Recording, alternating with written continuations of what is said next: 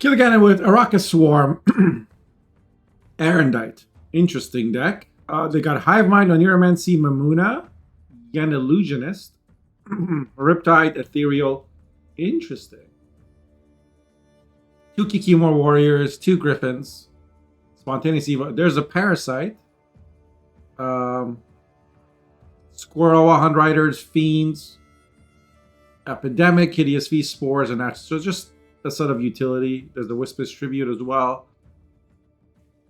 No Maxi, though, for an Oneiromancy deck that has Arendite. This might... I mean, there's Mamuna for thinning, and there's Whispers for thinning, kind of, and Wahan Riders, but I'll be curious to see how consistent this is. We have a Pirates Cove deck. So this is a Siggy Reuben Mastermind pulling the strings deck. Looks pretty standard to me. There's a Collusion, there's a Junior, there's a Jacques. There's a Novigrad. 2 Mutated Hounds and some poisons for Tall Punish. It's like 5 poisons, it looks like. The Mutated Hounds also have a tag there, Salamandra. So that helps with pulling the strings. There's also 2 Shady Vendors and King of Beggars, which are all pretty standard. Then we have Inspired Zeal with AA and Kimbolt, Varaxis Prince, Rafard's Vengeance, Bloody Baron, Seltkirk. So triple or double duelers. There's also Priscilla. Reset its cooldown instead. So this would work with Shawnee and Rafard's Vengeance.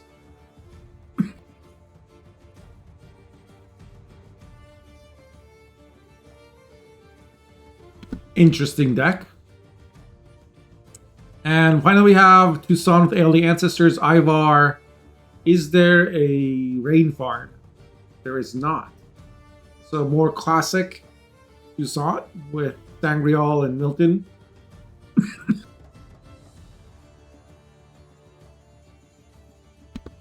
Double Blightmaker and Nausicaa Brigade for thinning and consistency. And there's still a Calvi. This will be very interesting.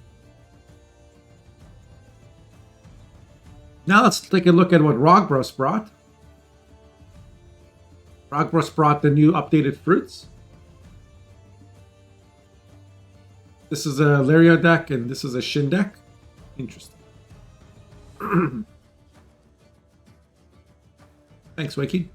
We got a fruits deck here with Ethereal and Enraged Ifrit. So Ethereal with some constructs.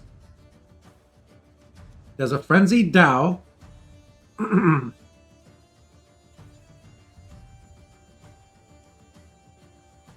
Just a Frenzied Dow and an Enraged Ifrit as the 2 constructs. So the Dow is for thinning, kind of. But you want to play Enraged Ifrit first. Oh.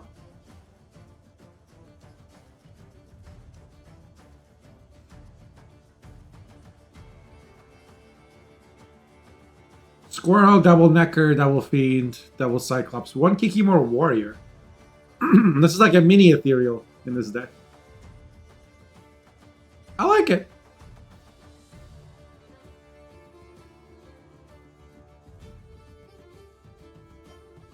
You have a Symbiosis deck with Frog Mating Season and Sarah Kwan, as well as Double Equinox. Interesting. So Telean Simless Symbiosis with Tempest for thinning. And we got Equinox, Rebukes, Harvest, Hamadryad, the Catwitcher Adept. So a bit of a Rogbrosified Symbiosis. This is also interesting.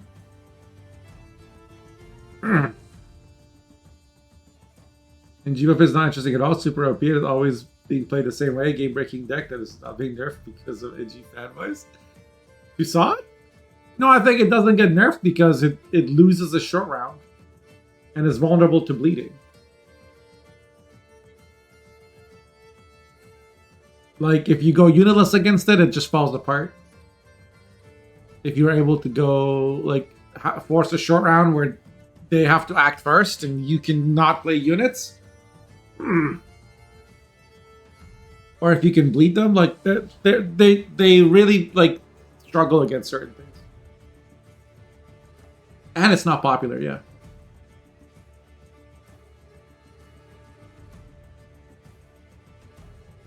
I think that is the deck that got Harold, Simless, and Colin. What? Kellyanne, you mean? This is like that got... This is... I've never seen this deck before. This feels like a Rogbros creation. Where he found like a couple of tweaks to a popular idea. Found some synergies. So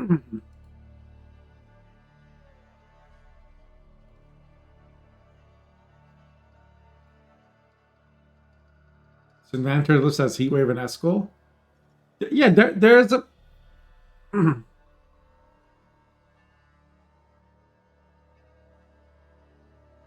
Yeah, I would be curious to see the Inventor list you guys are talking about. Was that Precision Strike?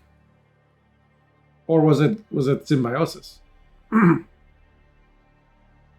Rogbros also brought Enslave, Assimilate, which is one of his favorite archetypes, I think, with Bribery. And then we have a Pincer Maneuver Mutagenerator deck with Cohen and Priestesses. Just mid-range gift.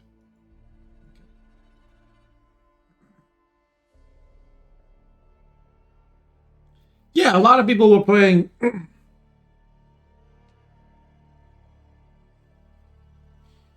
Gift with Heatwave and Eskel.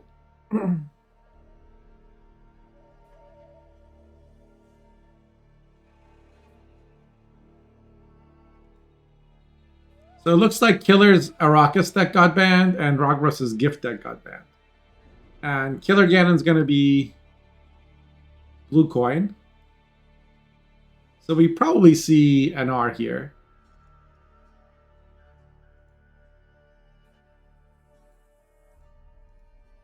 And then Rogbros probably plays Enslave.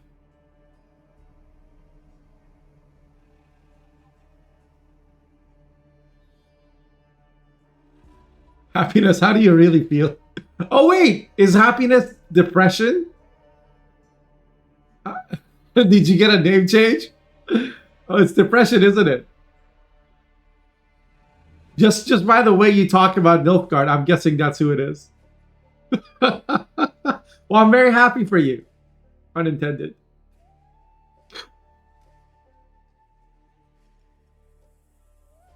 Just store 30 coins in air and put it as a finisher. Yep, that's definitely depression. Welcome back, buddy. So Killer Ganon went with Toussaint, and Rogbros went with Priestess. So literally everything I said was wrong.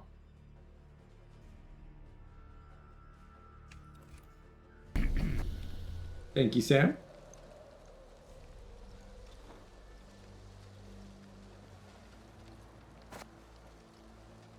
Should probably update round.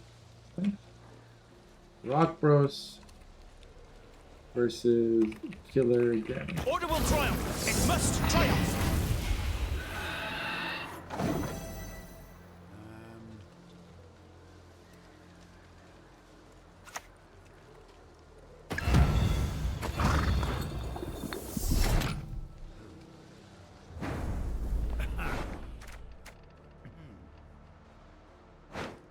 This shit, a fine vintage it would have made. This is the best Syndicate deck right now. Syndicate has a few really good decks. I'm an officer. And they're all viable. So you can play Jackpot with Yago, you can play Off the Books. Crimes, you can play... Sorry. You can play Off the Books with Open Sesames, you can play Collusion with Pirates Cove. And there's a few Line Pockets decks as well that play lots of crimes. Bounty's also very playable. Yeah. You can see all the decks people are playing in this tournament here. Any deck you see here is probably going to be good. But it's like day 3 of the new season, so we don't know exactly what the most optimized meta, whatever's going to be. But Syndicate didn't really get nerfed this season, so. Test my patience. The easiest decks to start with for Syndicate are, like, if you've never played Syndicate, I would recommend like a Swarm Fire Swarm deck. Actually, it would be. I have a guide. And the deck, even though it's like, this guide is really old, it actually hasn't changed much. Like, you'll have to tweak it a little bit. But check out that deck. There's even a video on how to play it. And just looking at it right now, it's mostly like the same. You might have to tweak 1 or 2 provisions. But it's still good. I played it like a couple seasons ago. Alright, so Rogros is doing mutagenerator things, and Killer Ganon passes after playing 3 cards because they don't want to give mutagen value. Rogros has to play another card.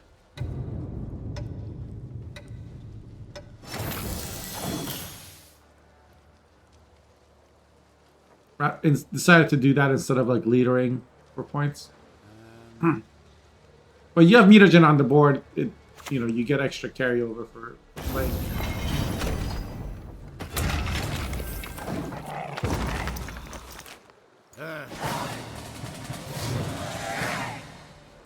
Syndicate's like probably my favorite faction at the moment.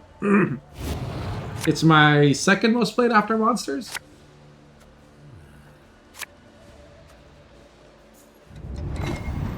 I think it has a lot of depth and different playstyles that you can. There's also like a more like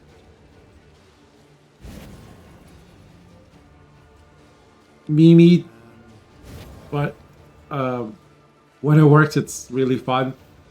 Deck that I play a lot. You can find a bunch of videos of it on my YouTube channel.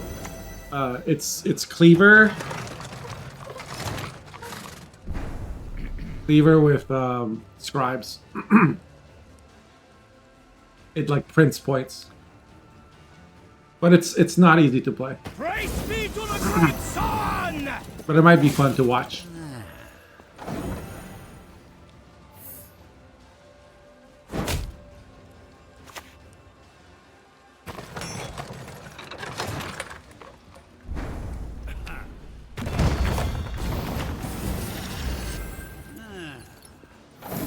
Alright, so looks like Rogros is going to do a bleed down a card. Ale gets played and Rogros will just verify it, which, plays for -5 tempo. It doesn't look like he's getting his card back. He does have Sunset Wanderer in hand. And Snowdrop. I think I see why Rogros is bleeding. I think you kind of have to. Listen to me sing, damn it. Against Toussaint. And his deck actually works really well in a very short round.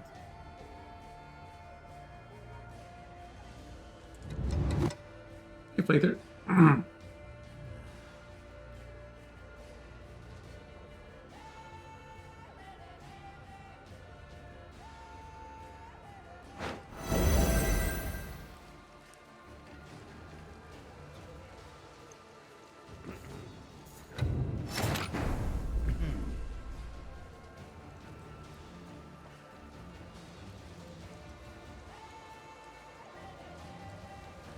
Lyra takes like most decks at 2.6k.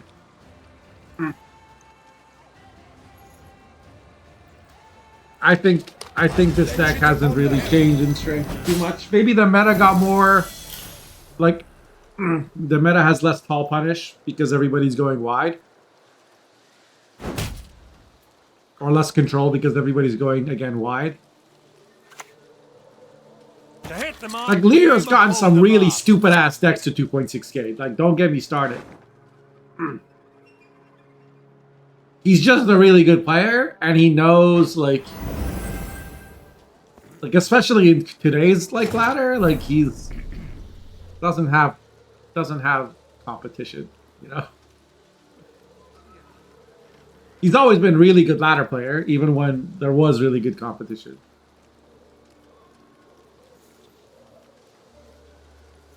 And he knows how to play unconventional things better than his opponents know how to play against them.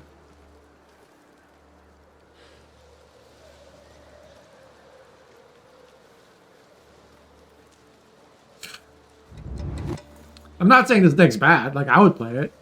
I like this. You'd have to drown me in it. I like Calvi Toussaint decks. I think they're very strong.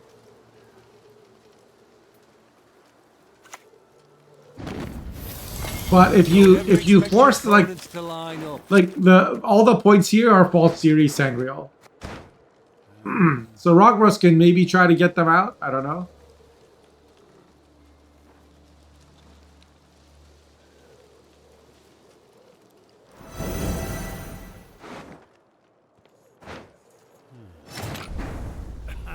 Did he not click this on purpose to avoid pulling out Hubert? And he put Sunset back in the deck. Rogros shuffled Sunset back into the deck.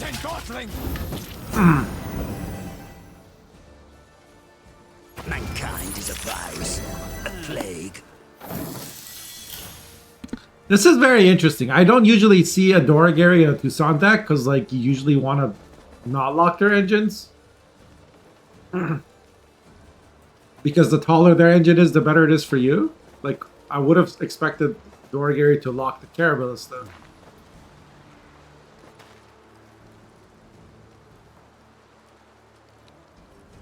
Rogros is getting to where he might not have reach. Like, Killigan could Hero Pass, I think, if Rogros plays. Was there a card he could have played?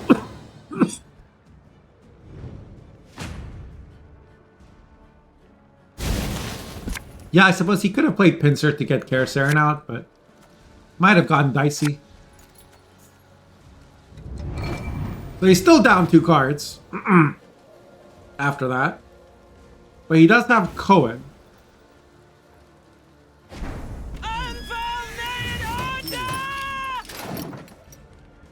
Doragary can self-lock Sangreal. Yeah.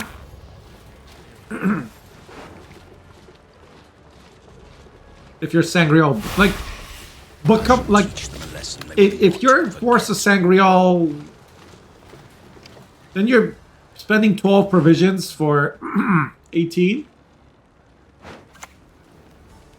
I guess it's fine.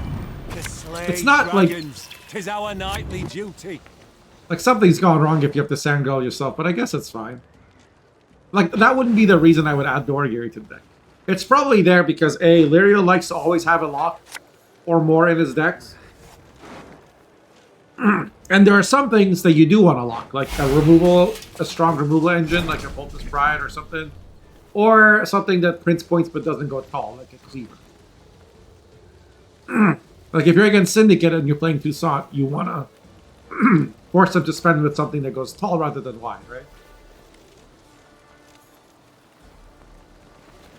I don't know how Rogros is going to make up for being down 2 cards. Like, you're giving Toussaint, like, double assay with Beauclair. We'll see. Defeat them with hunger, crush them with thirst. Yes, like, when I first started playing Gwent, I used to really hate Syndicate. Because, like, I'd be like, what's this bullshit? Like, they just play a card and they remove all my board. Like, they would just play, like, a freak show and then just spend and spend. And I just didn't really, like, I just thought it was so unfair in BS. But once you play it yourself, you start to understand, like, all the limitations. And then it helps you play against the better team. Typical MO player. Yeah, I was a typical MO player. Literally, I played Thrive and Tweed and stuff like that. There's nothing Rogros can do about this series.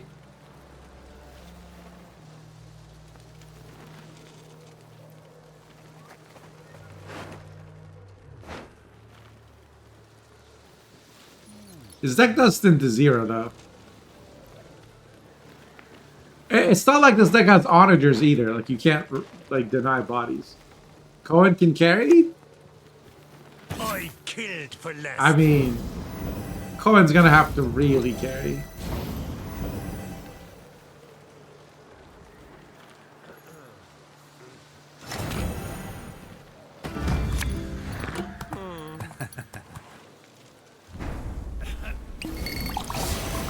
Wait, what?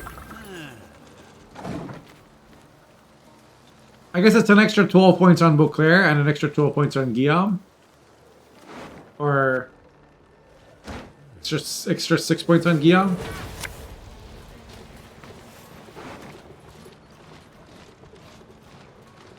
And Siri still comes back. Is Siri gonna get Cohen boosted? Because it's gonna... No. Because he's going for Cohen 8, right? The world is an open book. Yeah.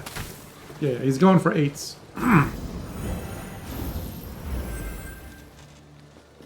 How many charges does this have? 17 charges. Sheesh.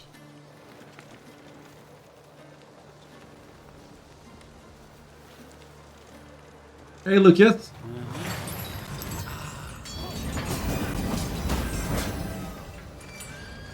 10 years younger and 3x more handsome? Okay. I see how it is. This is gonna play for 47 points, guys. Like, just on deploy. Blessed be the sunrise and the sunset. What a surprise.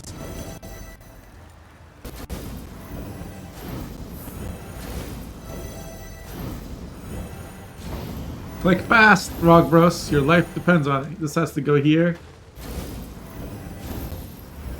Okay, Cohen is gonna be a lot of points.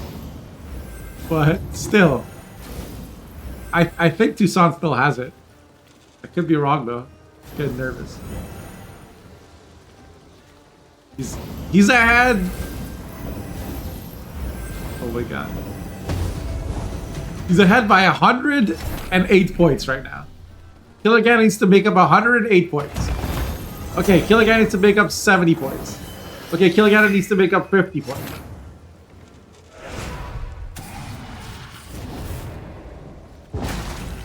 Okay, it was easy. He wins by 17. See what I mean?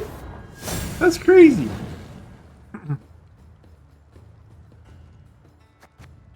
Double last say. Toussaint with double last say is insane.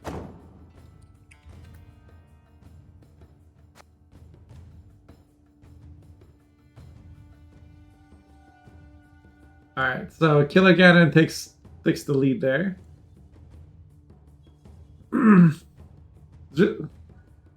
If Rogros had just gone out of round 1 with an extra, like, only down 1 card, I think he wins that. But being down 2 cards is where he got cooked. Didn't learn how to use Toussaint points? It's more the matchup. Both of those decks have very kind of specific game plans. And like they were both kind of locked into how they need to play. A Priestess deck has limited options. It's not a flexible deck. It's very strong in doing what it wants to do. This is like when 2 greedy decks play against each other, it's more like it just becomes who's more greedy. Or like, because they both get to do what they want to do, they can't disrupt each other, and then it just comes down to who has more firepower. Greeting Sunset is incorrect. Maybe. Like, maybe he was supposed to lead her twice in round 2 and just... But, like, he wasn't catching up. That's the thing. Ivar was available in round 2, right?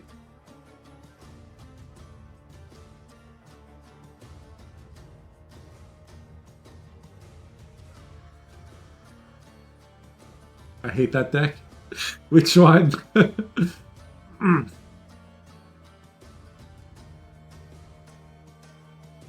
I mean, the thing about that Priestess Cohen deck is that it's very hard to disrupt.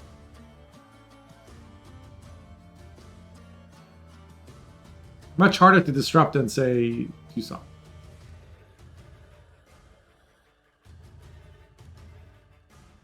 And very consistent. But you sacrifice some firepower to be less disruptive.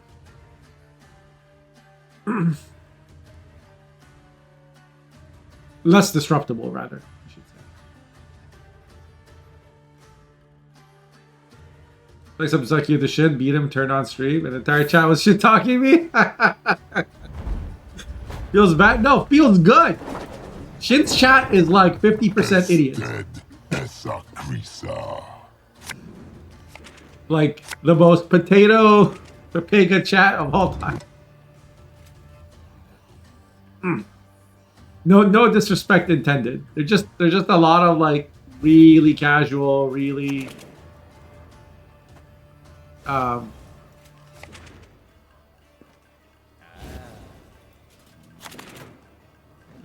like they just don't know the game very well. Are the deep? Their knowledge of the game isn't very deep. Half of this chat. There's also lots of really good players in this chat.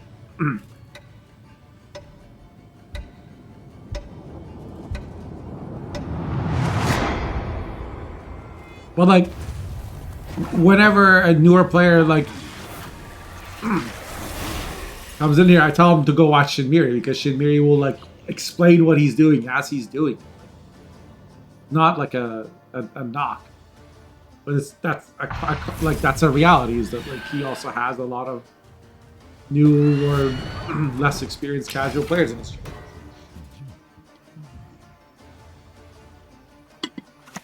With some terrible ass opinions.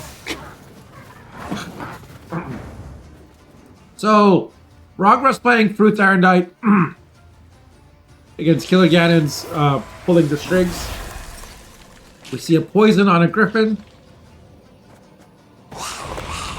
Wondering if we'd see an ethereal transform the griffin.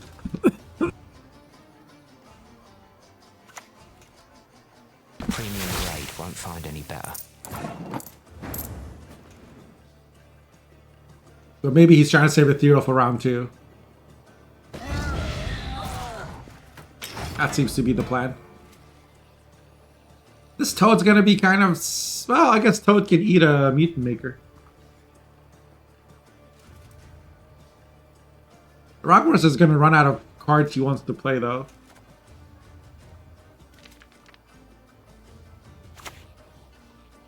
Out of the kettle, into the cauldron.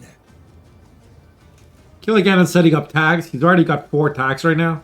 So he could leader and yoink the slam chin.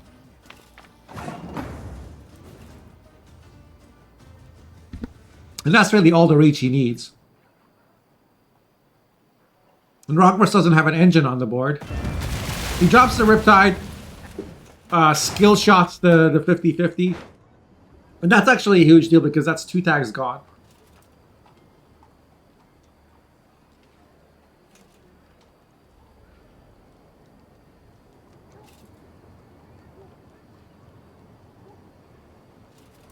Doesn't work? I wouldn't be so quick to dismiss what, like, a Rogros deck. Rogros is one of those players that has been very influential behind the scenes. Like I think he himself was a top 64 player back when Gwent was, very competitive. But also, like, his teammates would play his decks in Gwent Masters and stuff. He's a theorist. So now he'll try stuff. Not all of it will work, but like, I wouldn't just be like, oh, it's just a fun thing he's doing.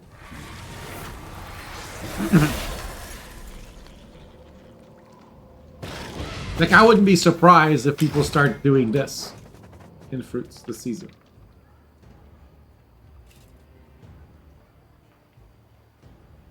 Maybe Gwent user just made a troll deck. Yeah, It's hard to say. Changes slightly exceed my expectations. You can share whatever you want, man.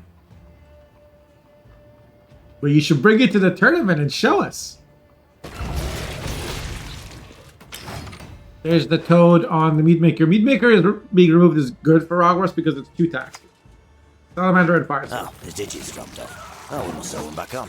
I think we're gonna see a Cyclops.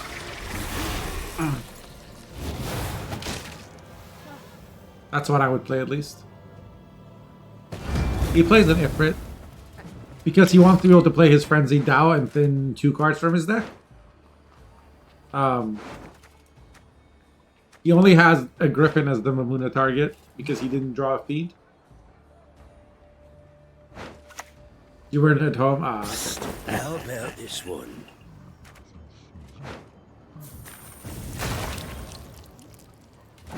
My YouTube stream is bugging out as usual. That's tragic.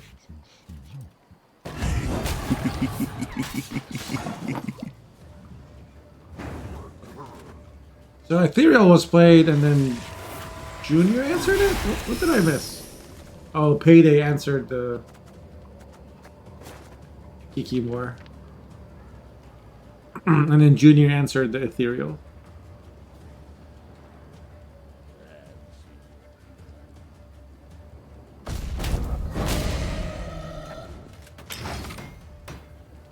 It's like Rogros is saving the Frenzy Dao. I only loot corpses. Except sometimes. Arendite is now at 10 power. That's pretty good. Killer Ganon doesn't go past 10.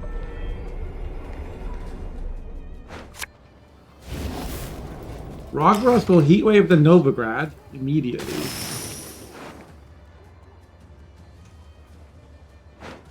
I wonder if that was the right decision over 4 inches of steel like killing the Jackal first with Arendite and then using Heatwave next turn. Because if your opponent's going to click Novigrad, you're not necessarily unhappy about it. I guess the reason he didn't want to remove this is because he has a Spore.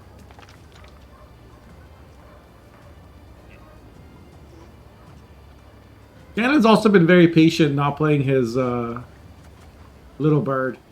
The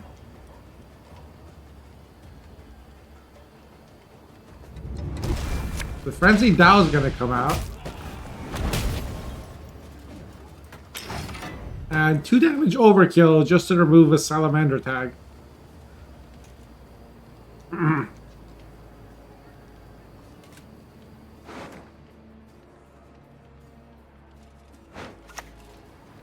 Comes Little Bird. Grabs the cut up tag.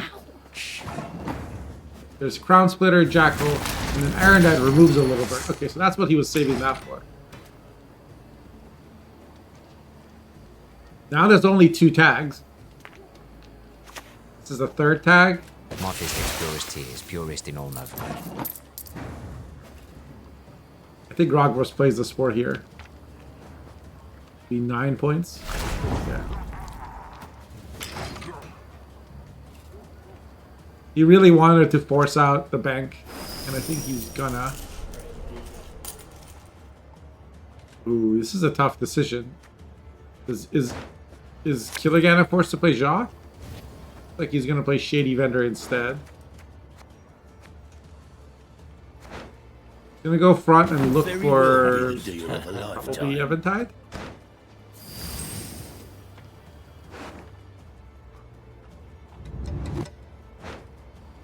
Savvy Huckster is the most points.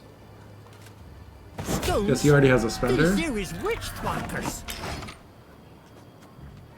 And this is a... Let's play 6 point. Yoink, and he gets out by 1 point. But his bank is gone, and now he has to draw Siggy Reuben Mastermind and not draw King of Beggars.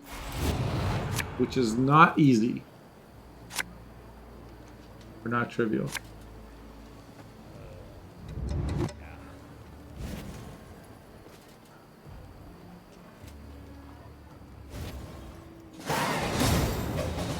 And he doesn't draw it, so he forfeits. Alright, so Rogbros wins this game, tied up the series 1-1. That's why I was a good bleed. Like, playing that last card, forcing the bank. Bank is like their insurance for missing cards, and you have to use your bank early, then that's it.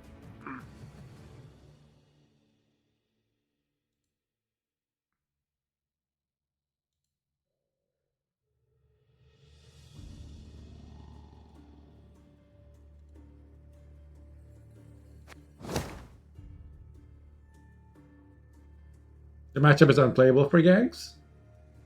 Rogbros did have a lot of removal. Like, he had so much removal, he was able to remove cards like Mutant Maker. And that's what you need against gangs, right? And he drew his Iron Die.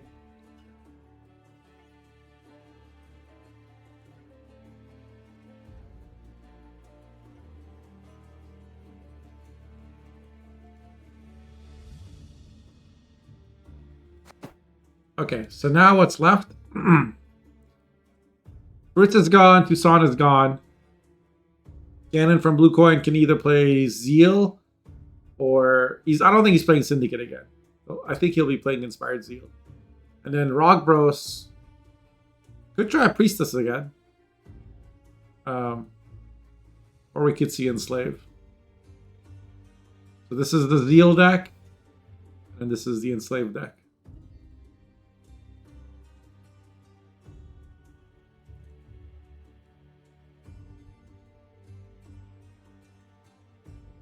Well, the other issue was like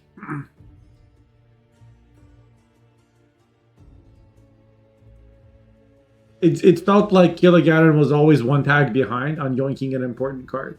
Like, he didn't get to yoink the Kikimo Worker, he didn't get to yoink the Ethereal, he had to reuse like Payday and Junior on those, and then his yoink ended up being not very good, which is why he was forced to play Bank.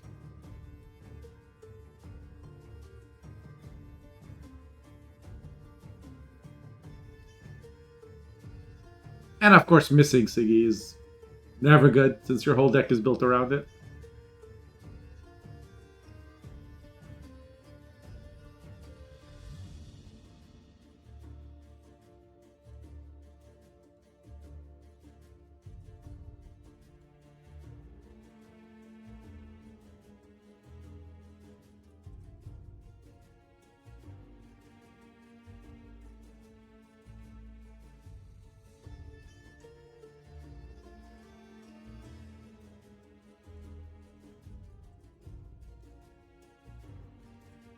You guys are really thinking about it.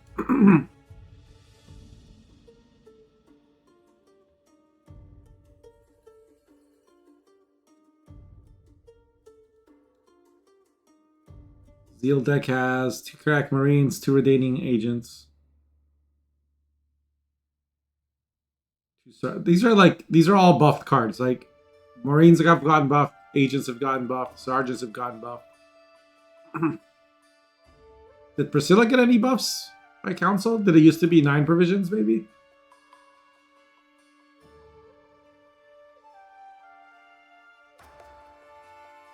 Shani's gotten buffed. And of course, Veraxis has gotten buffed. And A has gotten buffed. The whole deck is a bunch of council buffs.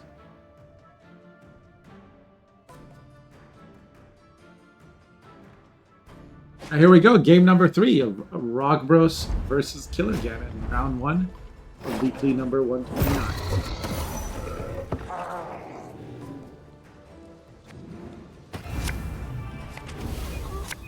Okay, so Killigannon does choose Inspired Zeal, and Rogbros is playing Priestess again. So both players have some siege damage engines. Killigannon has a lot of duelists, but none of them are in hand. Killigannon does have a Baron, which will be really useful against Snowdrop or Sunset Wanderer. And he even draws Veraxis Print. I pass on every 10th round.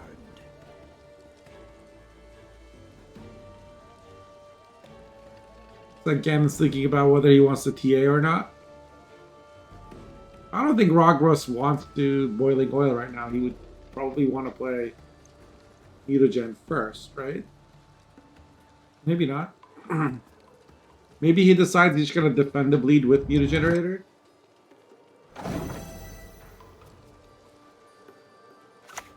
Nope, he's going to open Mutagen.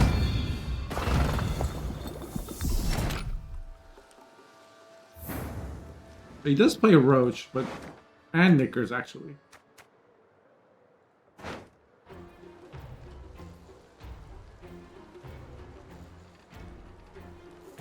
Battle of the NR.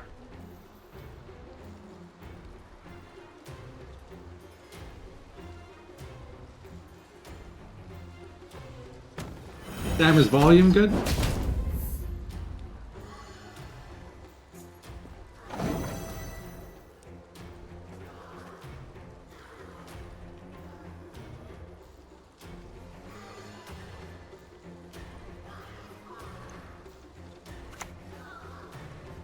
Checkmate.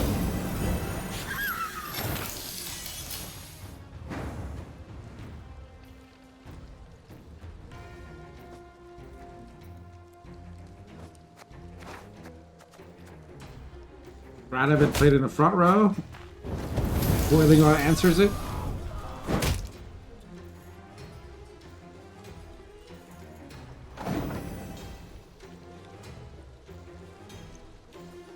So what's Killer Ganon's game plan going to be if he wins round 1? Is he just going to go long round 3?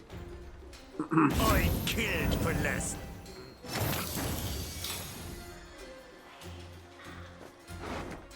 That was the only Boiling Oil that Ganon runs, so...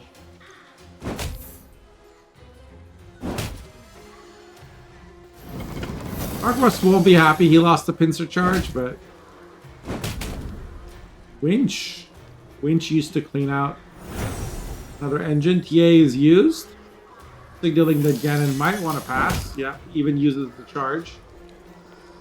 Rogros now needs 19 points to catch up.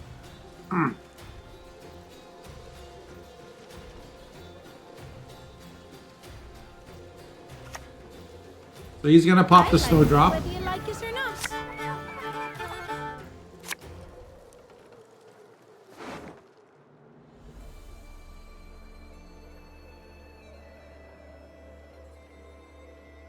It's gonna be Roche, right? Just hope to draw it again? Maybe not. Yeah, he puts Roche back. He didn't want to mulligan the Carabalista. Put Roche and Boiling Oil back in the deck. If Ganon passes here, Rogros would need 13 points. No, even less. Knickers with the rescue. Rogros didn't leader here. Knows that, or expects that Snowdrop is safe. Of course, Baron could get it killed, but... I demand satisfaction! Now! Anseus is going to be the choice instead.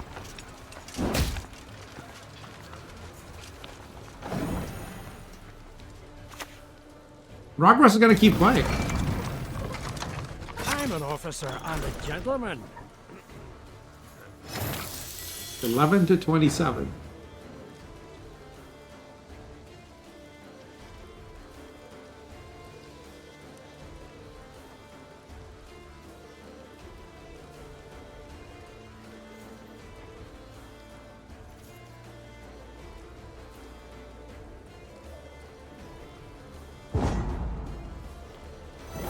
Ganon will pass. So Rogros needs 17 points.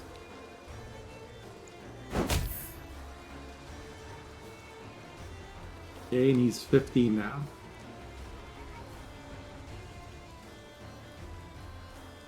Even with 2 cards, that's going to be tough. But he's still going to go range row for carryover. He does have a lot of carryover. Priestess 5 provisions now. Where's Hubert? Hubert is at 7 charges. Freaky Mad 345 just followed. Thanks for the follow, Freaky Mad. Welcome to the stream.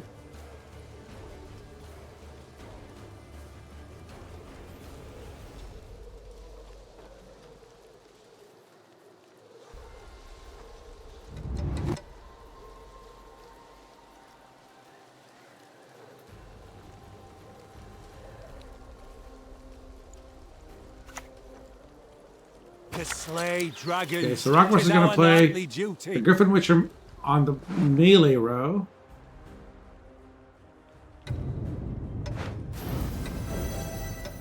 And that is enough points to get ahead. He did have to go down 2 cards. And Ganon didn't even have to use AA. So Ganon still has 2 AA uses. Got Varaxis, he's got Kimbolt. It's gonna be hard for Rockruss to get a strong lead going here, I think.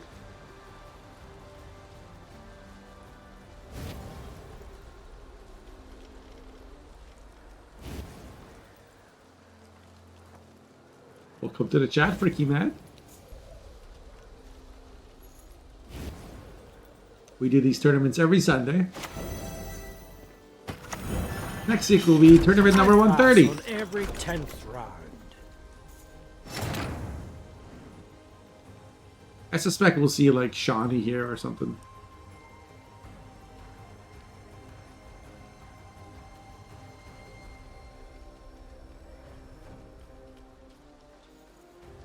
Maybe even a Redanian agent if you're being extra greedy.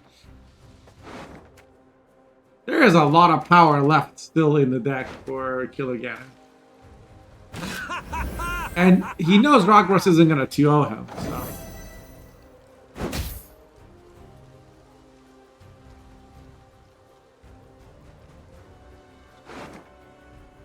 I wonder if Reinforcement first wasn't the better choice.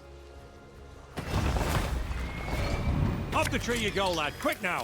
Retrieve my bolt. I guess he wants to put Hubert back in the deck so he can thin it this round. Verification's also interesting. On the YouTube stream, it crashed, but it's back up now if you want to. Sometimes the YouTube just crashes. I'm not sure why. But we're back live again.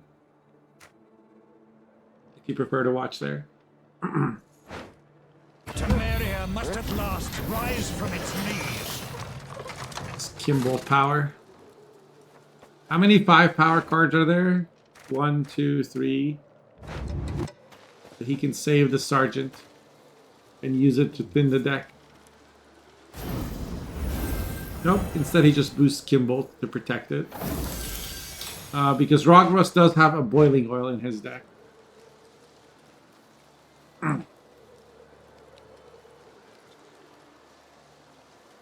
And by putting it at 8, it's out of range of Boiling Oil.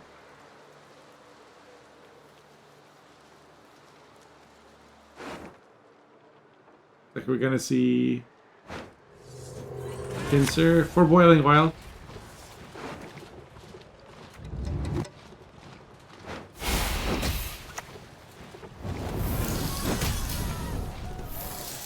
Wait, how did that die?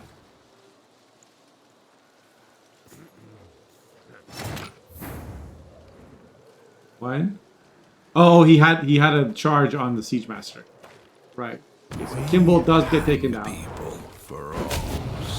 If Kimbolt hadn't died, it would have been really bad for Rockruss. Now he has a hope of getting at least getting 1 card back, maybe.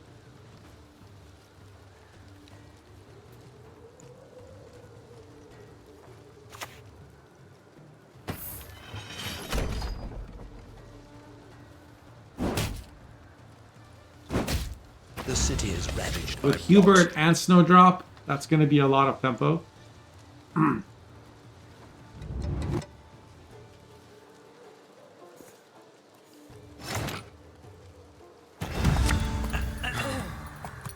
Even draws the Priestess, which would give it some charges. Small consolation for having...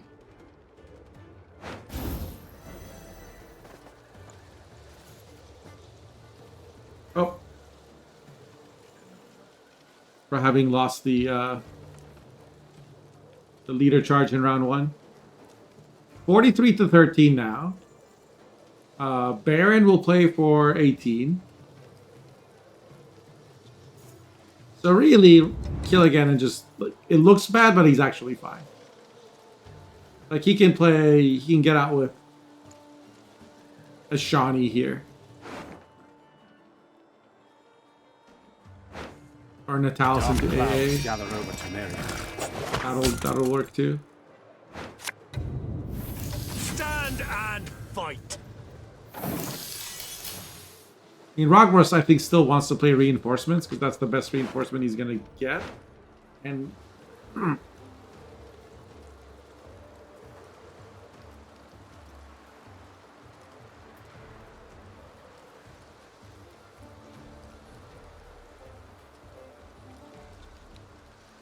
but this is 3, this is 2, 5 plus 18. 23 points. Yeah. Progress is gonna play Pincer.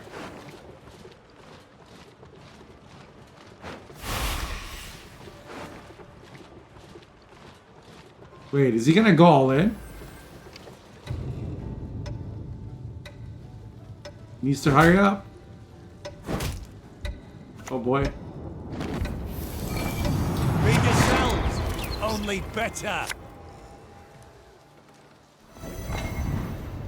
Ah, even puts both priestesses back in the deck. That's a very low tempo though, and he didn't get to. Nothing to lose. He might be down 2 cards here.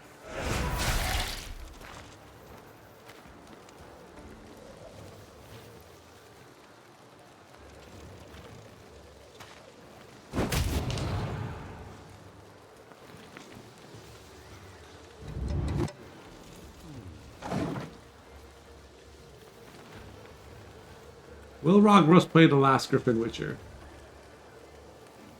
It could cost him a card. Because it's just 7 tempo. It does shorten next round, but shortening the round isn't good if you're giving your opponent +1 card.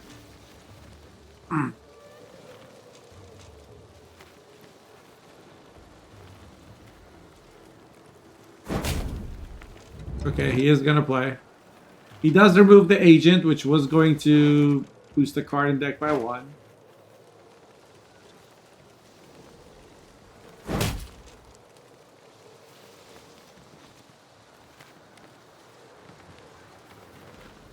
It does mean that I think Killigan can't get out with the Kirak Marine Hit the anymore, mark, right? we aim above the mark.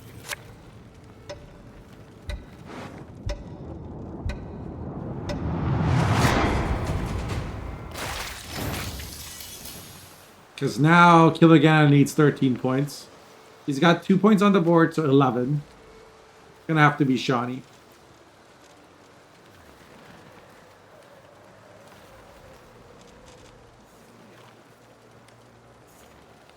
Or Kirak Marine and a leader charge could do it too. No, you'd have to use both leader charges. Yeah, so it's just Shawnee. Shawnee into Redanian Agent. I'm a medic. I tend to know. Which, when by the to way, expect. is only possible because Rogros killed it. Let's see what it is. So I don't know. Was killing the agent a mistake?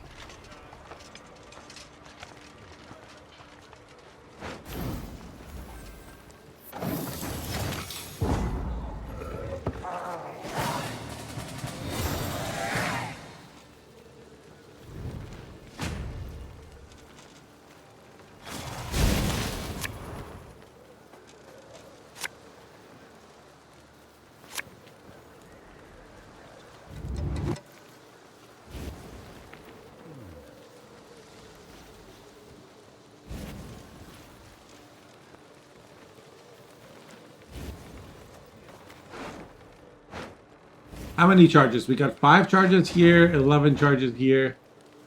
And on the other side, we have a Varaxis Prince and a Seltkirk and a Kirak Marine. Like, this is gonna be so strong.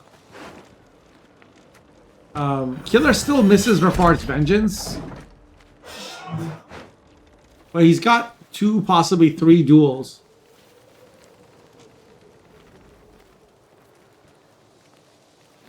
It's gonna be at like 13 times 3. Like this is gonna play for 39 points. Of removal. I don't really think there's. I think Killiganon has this. I mean, I don't know. Cohen is a lot of points, but I'm just not seeing how Rogros gets there.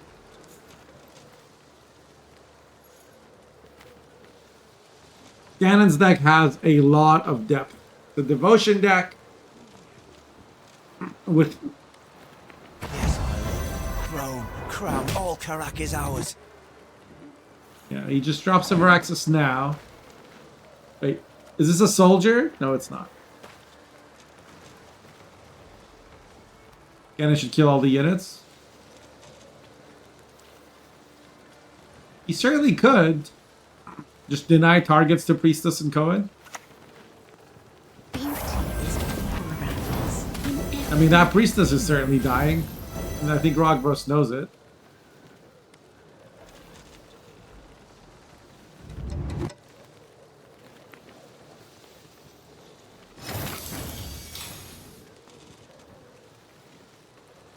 And it's all for me. The Gannon's just gonna go for max dual value and let things live for now. He's just saying, I'm gonna outpoint you regardless.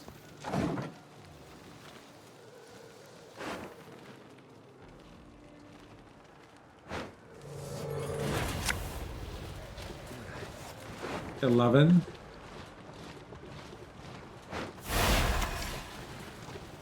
Mary, that's what matters. You wish to live out your life all the while dying of fear. So 7 on this would go to 12.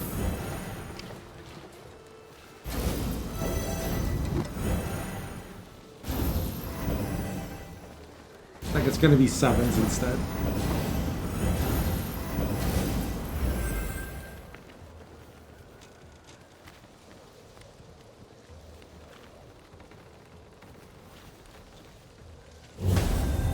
Wait, he had 4 charges. He could have boosted this by 1 and then, or this by 1 and then, yeah, he could have done 8.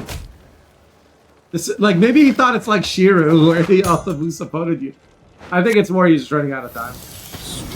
Another AA for Karak Marine. That's crazy. Yeah, he's gonna remove 3 12s here.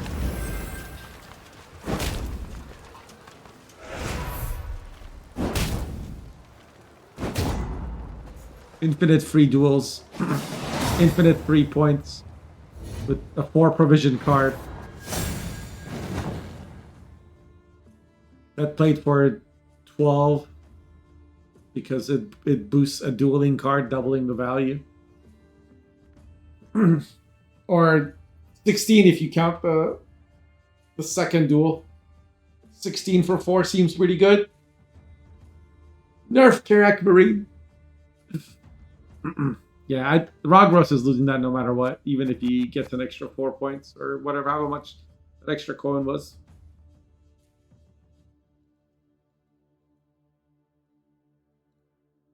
So with that, Killer Ganon wins 2-1, knocking out Rogros and advancing to the round of the second round. Not sure about the round 2 bleed. I think he... I don't know. I think the problem was round 1.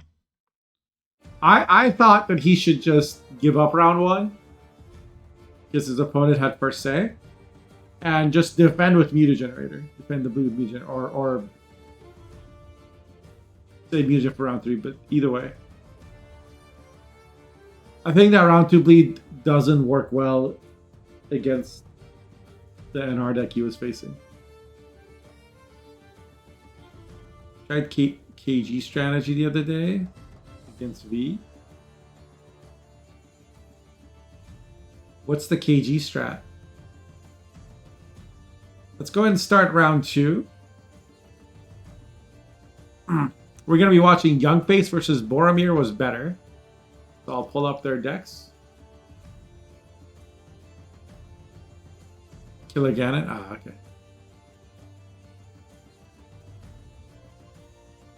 Oh, you tried to duel the V's, and they were just taller than your guys.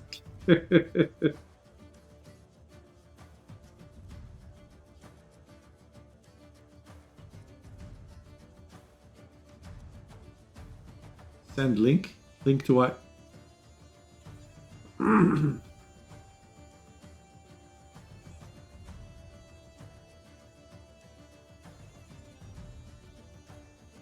Alright, so here is Young Faces decks, and he's going to be facing versus Boromir, right? Yeah.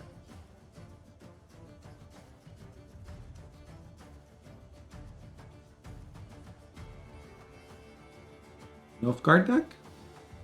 Okay, just grab whatever deck you want. They're all here.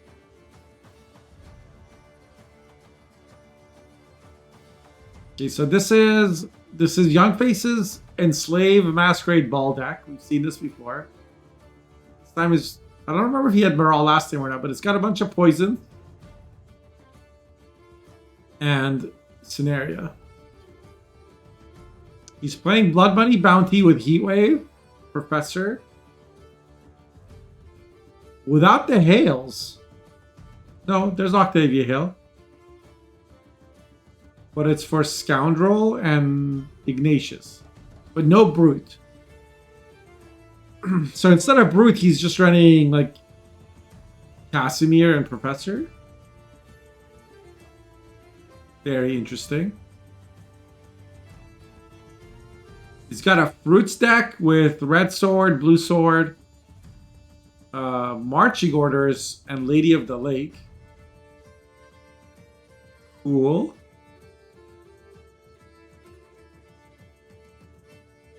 There's Nekarats. Wow.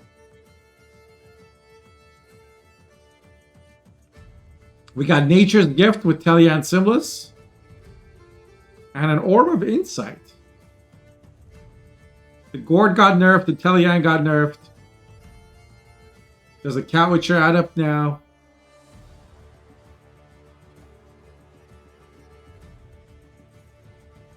What happened to Echo?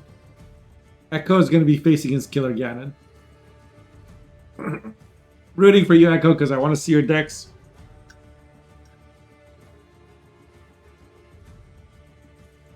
And then Boromir has brought Ogoroids with Thrive scenario.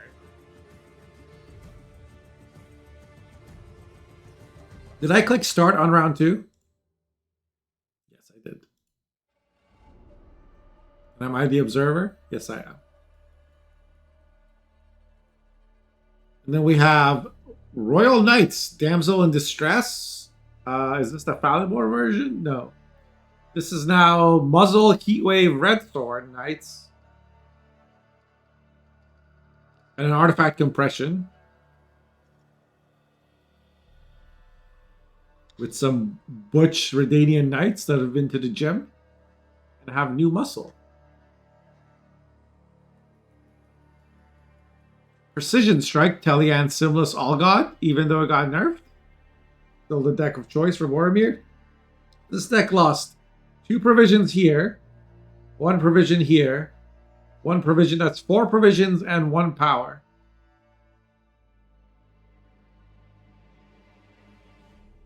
Yeah, let's Royal Inspiration 17 provisions. That's you just play all the control because provisions are free. Yeah, this Peace Strike is like I don't want to update, like I don't want to come up with a new 4th deck. I'm just gonna wing it.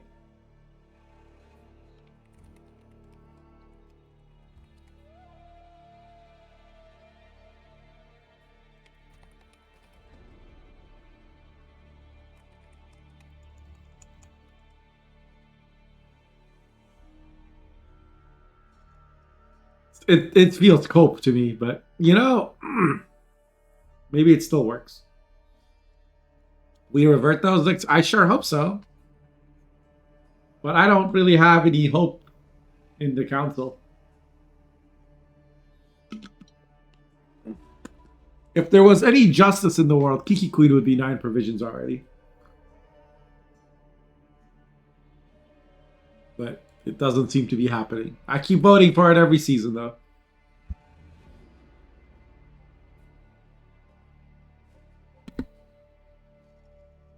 At least abordage went to 6p.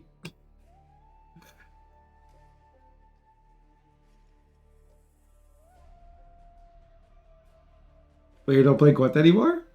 Why not? You all should play Gwent so you can vote for changes so that once a week when I stream I have a better time.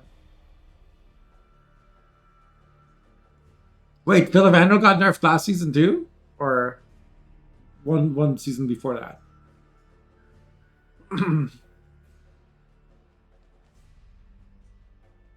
Yeah.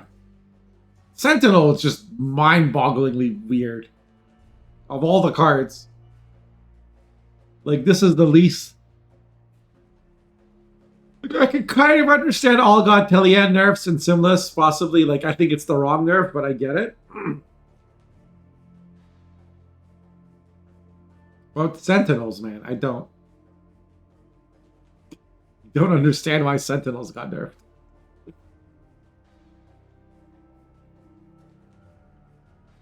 If anything, Precision Strike should get buffed, and then Sentinels... Oh, sorry, Precision Strike should get Provision nerf, and then Sentinels should get Power buff, so you can play them in other decks. It's a cool fitting card.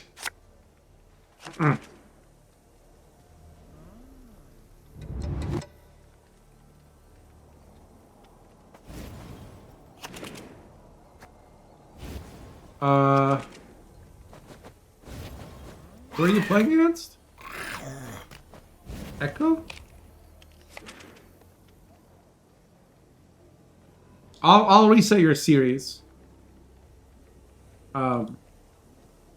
Same bands though. Yeah, just forfeit and do the same bands.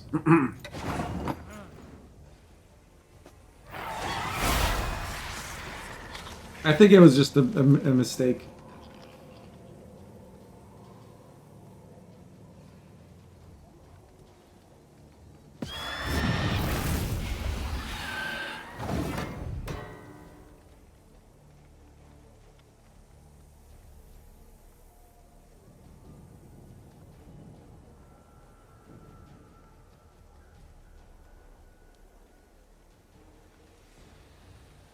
Okay, so Young Face with the fruit stack. Opening with Griffin, pretty standard. Okay, what is this Boromir deck? Looks just like normal assimilated with Angolim and Anna. Kind of deck I would play.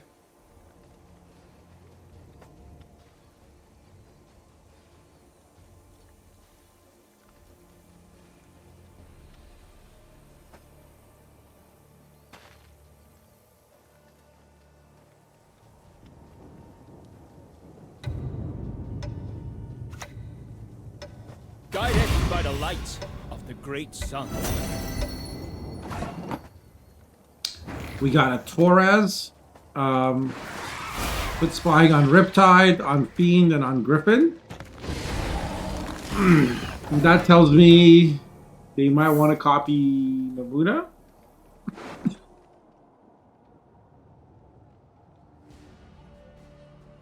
Meanwhile, they buffed Fruits and Royal Inspiration. It's kind of crazy. It's China. I think the China lobby. Everyone has their secrets. Get it? Everyone. Interesting. Boromir is just gonna play a Fiend.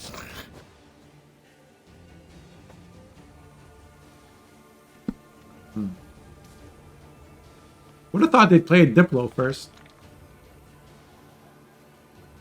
I think Boromir is just passing, no matter what.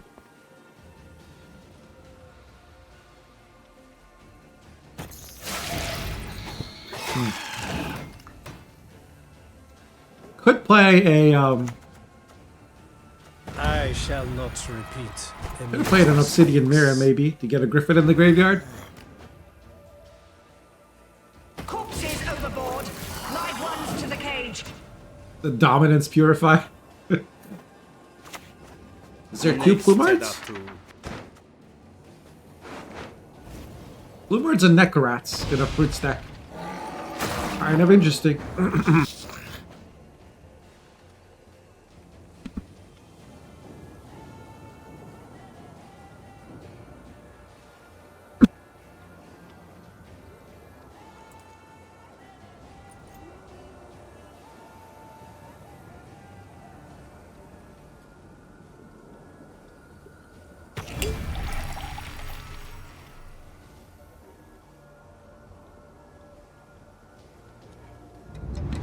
Sorry about that. Royal inspiration and Sentinels came from a Russian streamer. Gee, I wonder who. Same person who nerfed Kiki Queen, by the way. Her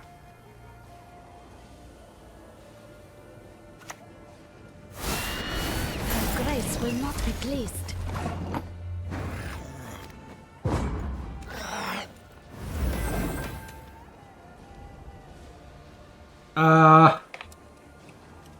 You there?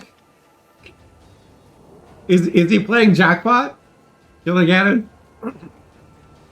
God damn it. Oh my god. Alright. Just get out of the game again. Maybe he'll get the point now. I'm sorry. I appreciate you being patient. I reset the games again. The senses can be fooled. Like, Echo plays the tournament all the time. I don't understand what's going on. Wait, Boromir's now almost caught up. They're down by 1 point. So they have to use leader to get there. But I think it's worth it just to avoid going getting bled round 2. I think Boromir should just now pass and take the long round. And I think Fruits will struggle in a long round against, like, when yeah, I think Boromir is fine.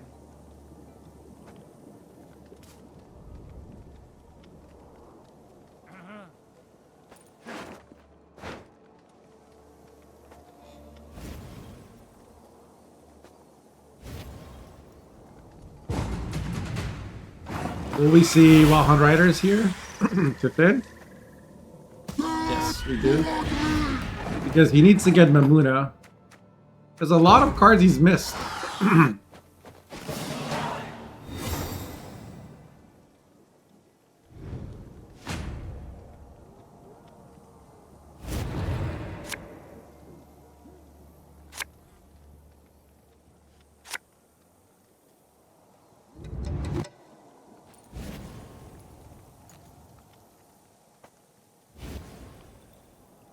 There's Lady of the Lake, which will be for Red Sword. Youngface could have bricked there too. Opens with Nekrat rather than Mamuna. That's interesting. Yeah, Riptide will just answer the Nekrat. I'm not sure why Youngface didn't. Boromir's hand. I mean, they played Calvi. What is there to look at? Youngface should not have passed round 1. Impertinence is the one thing. Should not have opened with cannot Nekrat there. abide. Should have opened with Mamuna. I mean, I get it. You don't want to give your opponent a Mamuna. He's going to play Mamuna last. But you should have played something else to not play into Riptide. You knew they had a Riptide.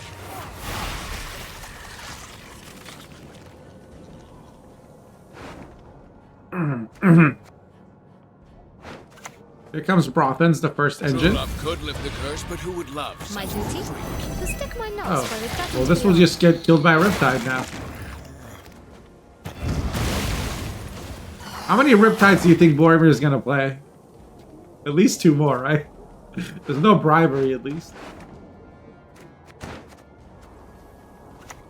Finally pick something else. Okay, thank you. Pay no heed to my face. Maybe Echo just really wanted to show you his jackpot.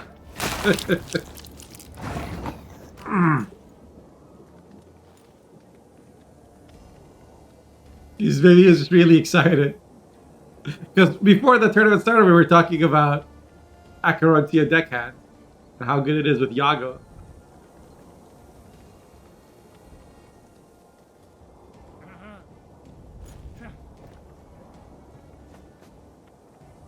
Wait, what was it? Bleeding effigy. Oh my god! Oh my god! Is the bleeding effigy? Oh my! Lydia bleeding effigy against Namuna is just. That's. If this game wasn't over, it is over now. Oh, hello. What? Incubus. Incubus for Necrat. What, I mean, come on. Is Mamuna is now bricked? I guess he has a feed. Minus 2 points. Angolim into Vile is the same as Angolim by itself, right? No, it's 2 more points. Plus an assimilate proc, but he doesn't have any assimilate engines. I don't know why Boromir... I guess I can see why, actually. Oh, there's no Stefan in this deck. That's what's been cut. Interesting. I guess Boromir said, you've nursed Stefan so many times, it's not worth playing anymore for me.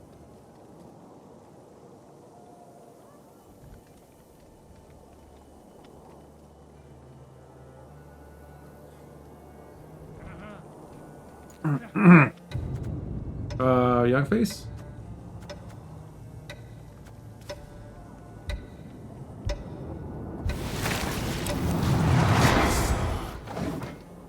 Thanks, Aaron Dite.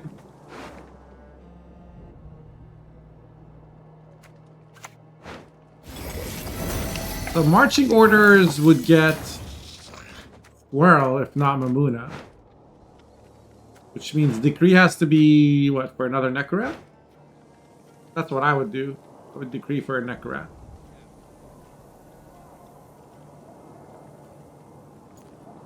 And Boromir is just like not playing any engines yet, so I think Youngface has to wait on playing Lady or Eskel.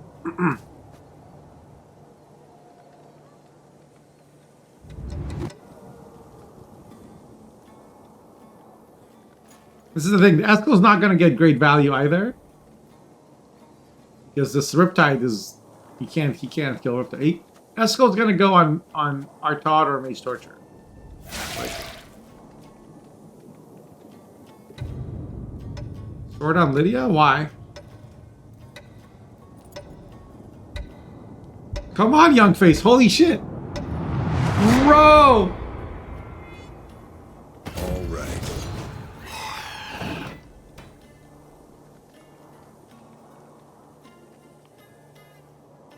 Because this is round 3, Mimek. Like, what does Sword on Lydia do? Should save Sword for Artaud. But...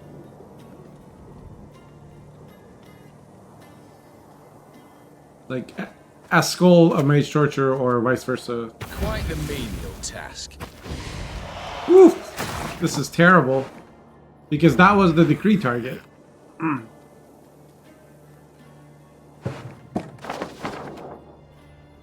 Or the, whatchamacallit.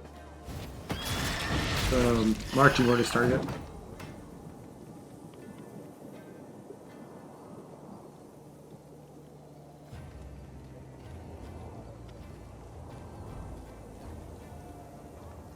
Boromir is saving this for Mamuna, but Youngface isn't going to give it.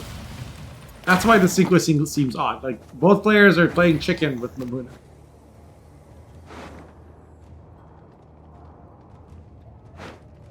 So Boromir missed out on some assimilate procs, but also, if they had played these earlier, they would have gotten killed by Eskel and Red Sword, so it doesn't, it kind of cancels out.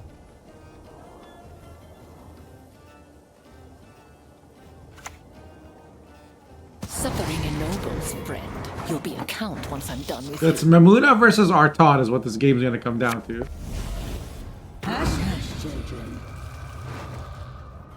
Except Fiend is going to have to get played on the back row for 7, because Sabbath exists on the front row. Oh, for 6, sorry, there's 2 cards. Our Todd will play a Riptide for 10 points. Don't snap your spout at me. No, it plays Incubus for a Griffin versus an Informant. Share the night, share the love. That's enough points. I think Boromir wins by 4 points. They're a lot closer than I thought. Considering Youngface missed cards and Boromir got a long round as Assimilate. Is Youngface talking about something? I think. Yeah, I don't know. Since it was a 4-point game, would Eskel have made the difference? Because Eskel played, like, killed a 3 essentially. Riptide Spawn was also enough? Yeah. But Incubus was more points, I think.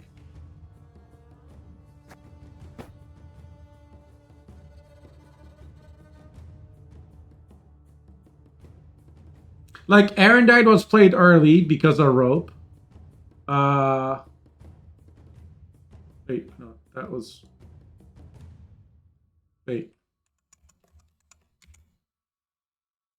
What happened? What's the score?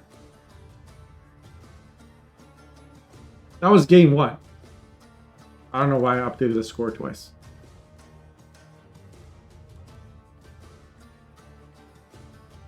Like, Arendite got played early, and Eskel got played badly. And those two cards together, I think Youngface wins that game. Because I think that's enough to compensate for 4 points, right?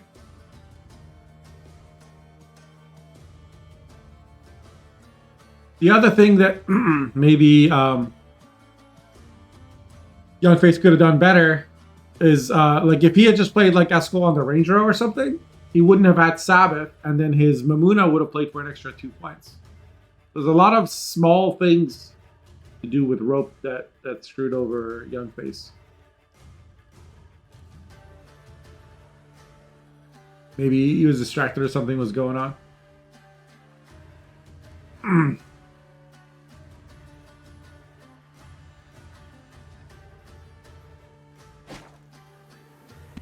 But here we go, game number 2. This time Youngface is playing Royal Inspiration. No, sorry, Youngface is playing Enslaved Masquerade Ball, and Boromir is playing Royal Inspiration. This is certainly an interesting matchup.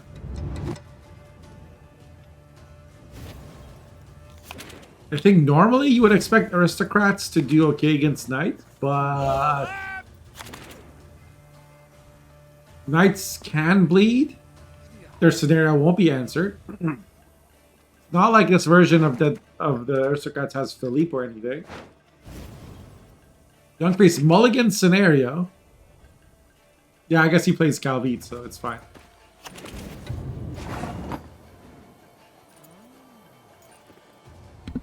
But unfortunately draws Sergeant, which is not a card you want in round 1. It's a brick.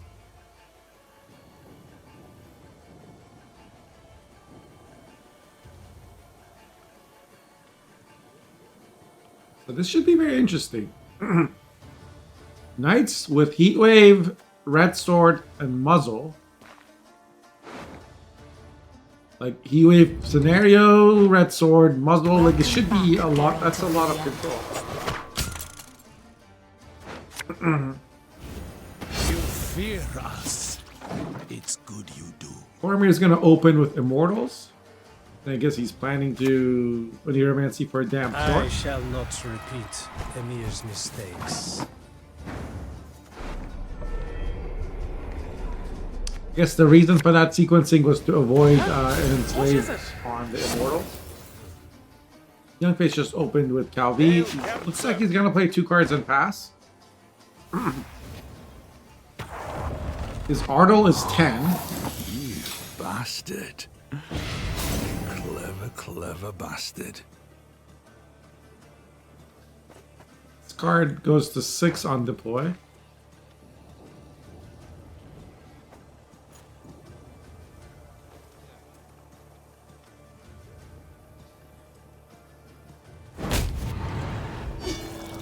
There's red sword on the Redanian agent. Interesting that it wasn't muzzled. I guess if you muzzle, they can pull it back. Young Face plays a joust on the Calvi. I mean, that joust says you're not contesting the round. You would never joust your own card when when an opponent has a damn sword. Don't retreat! Damn it! Boromir knows this, so drops the Vandergrift, which will be carryover next round, and now Young Face passes. They were down 25 points. And this is like the perfect situation for a Knight deck, right? They win round 1 easily with Vandergrift on the board, and now they're going to play Scenario.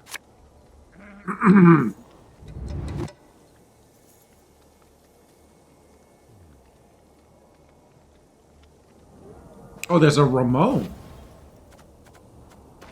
Interesting. And a Marine. But Young Fates is missing Maral, Yenvo, Cadaverin. Like, you need to be able to answer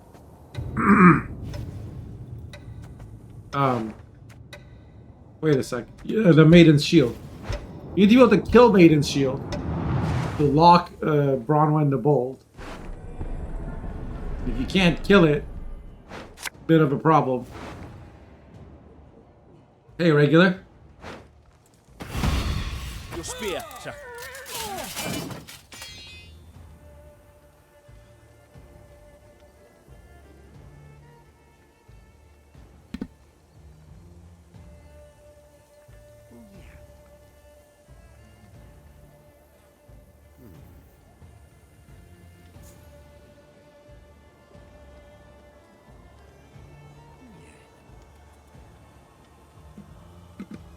That's quite the conundrum for Young Face. I mean, I imagine he's gonna just jam Scenario.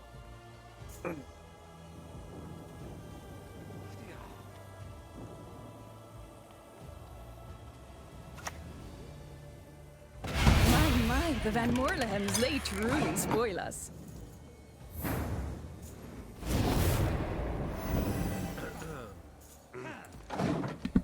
Scenario gets insta heat waved. Oh dear.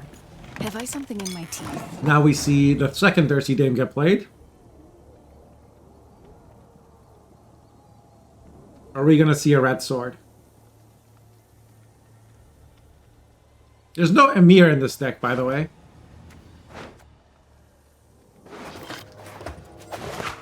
Looks like we're gonna see AA into Maiden's Shield. How to reload it? Followed by double leader charge. So Bronwyn is at 9, and this is what I meant by you need a removal. Like if you had Vilgefortz here, then you could take care of this problem. Kill the 18, lock the 9 in one go. But Yenvo won't do it. Because Yenvo won't trigger the Death Wish. And Maral's not enough.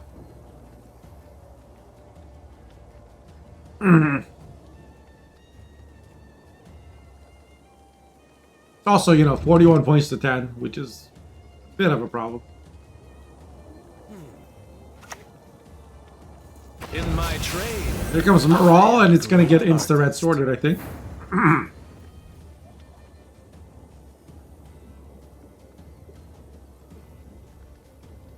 You can't Ardle the Bronwyn. Because it's immune.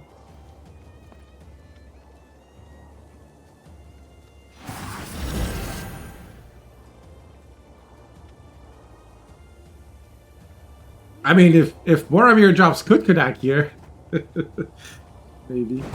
Okay, there's the red sword on the people for all so much less. on the Maral, and there's actually Young Face actually doesn't have another poison.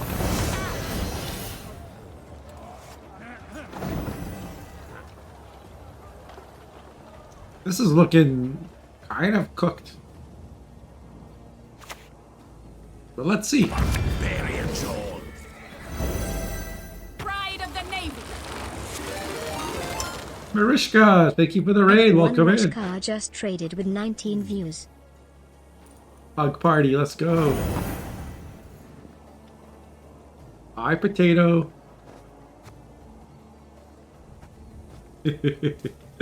Welcome in, welcome in. We're very professional today. We got our headset and everything.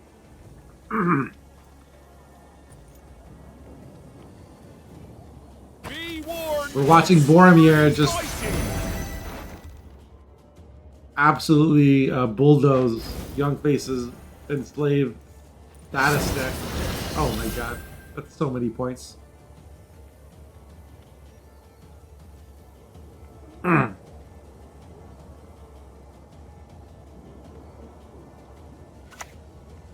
There's Ardle. Resistance shall not be tolerated. That's something. Hey, there's a poison. So that will be 25 points. Oh, 27 points actually. And now it comes down Kudak. Oh, that's... Okay, well, Yenbo can still play for 20. And then you could use Sergeants to boost the Maiden's Shield, right?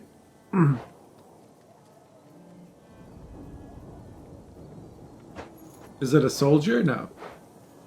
You can't trigger the grace completely. Thank you, Iris. Hope you are as well. What's the next card up top? Probably a sergeant.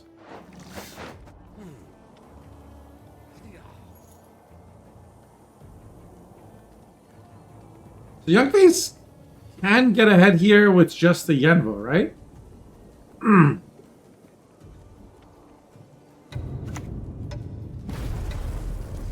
No, that's not enough.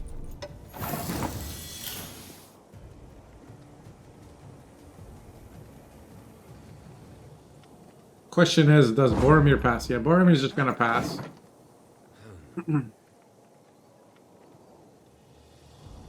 Because Joachim on Maiden's Shield was gonna be good points. But now that can't happen. The Van Morlahams have particular tastes.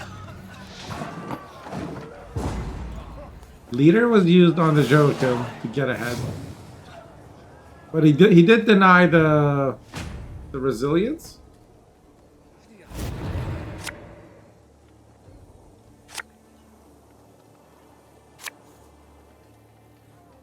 I guess the Marine stopped growing because of the Joachim.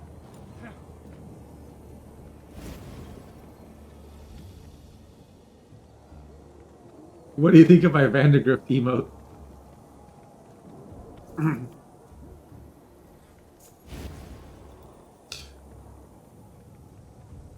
Hey Fendies, I used to a lot. I only do it on weekends now. I think I had like 50% of all Gwent streaming hours for the whole category for a couple of years. Don't know, Marine with Joachim and Ardle? Yeah, I was just thinking that. Like, it was a little bit of a kerfuffle there. There's a remedy. I just noticed. And Ku and Cadaver were mulligan, right? Is there something in remedy that can boost the Maiden's Shield?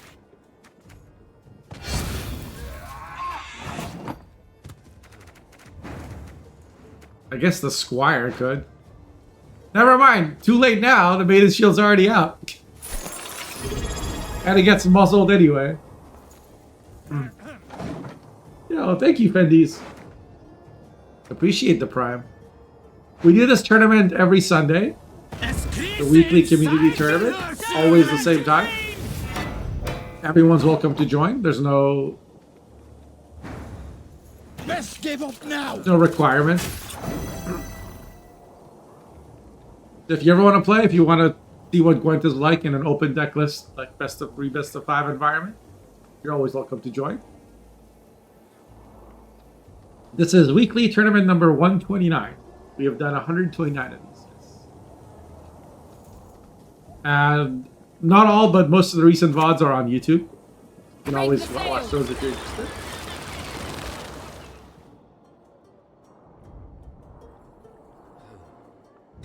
Appreciate the sub. Thank you.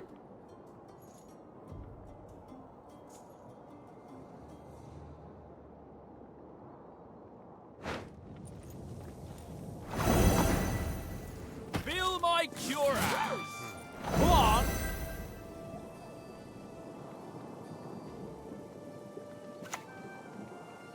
Beaters, forward! Let the hunt begin. I'm never short on stamina. And there's nothing else the young face can do now. A highly curious case. Where is Sabrina? Other than, I guess, a damn Sork. Axe or mace? I think maybe a squad. Like, why is this Marine not boosted? What did he target with the Marine? No, Sakar! Charge! Okay, finally the Marine starts boosting.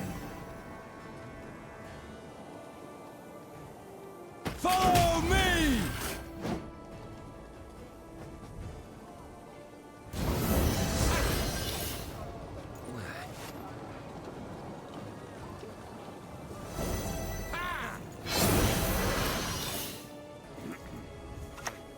This is 3 points a turn here.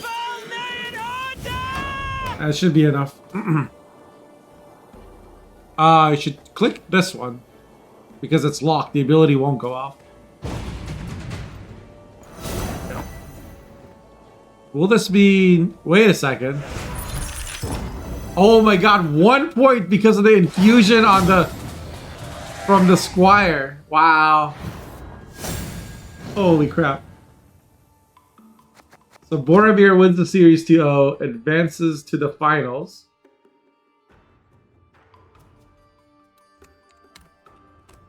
See if we can catch the end of the other series. If there's a game 3 between Killer Ganon and Echo, we'll catch that.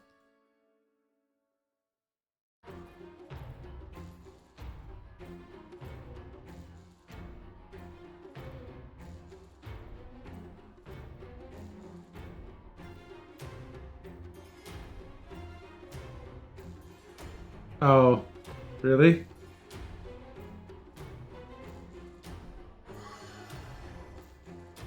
Something must have come up. For Echo to be so distracted. That's not like them.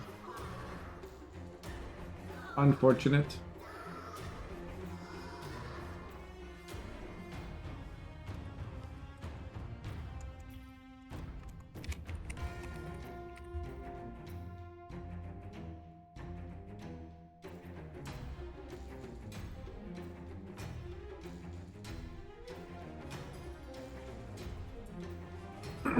Okay, so with that, we're gonna go to the final. It's gonna be Boromir versus Killer Ganon.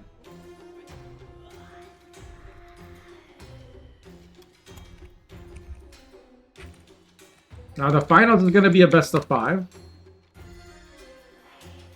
So players will have to win a game with each of their decks. Start of the round, players have 10 minutes to do their ban.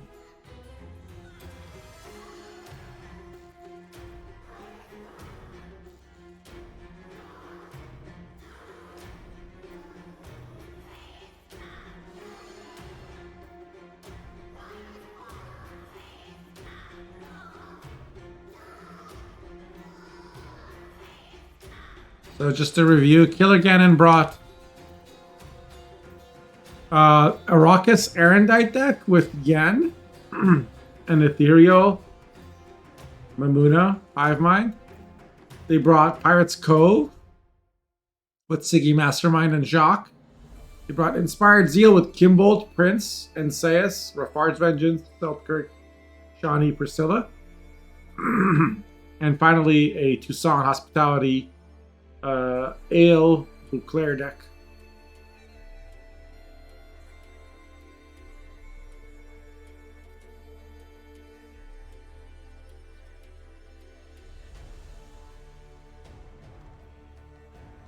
And then Boromir has a Carapace deck with Manor's Dark Secret and King Crumb. So this is a Ogoroids deck. It's got a Geralt and a Heatwave. No Eskel, just Geralt.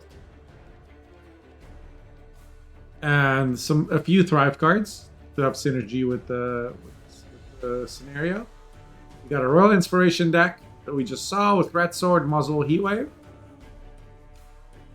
A Precision Strike deck with Philivandrel, All God, Shiru, Simlis with backup plans, Harvests, and 2 offerings.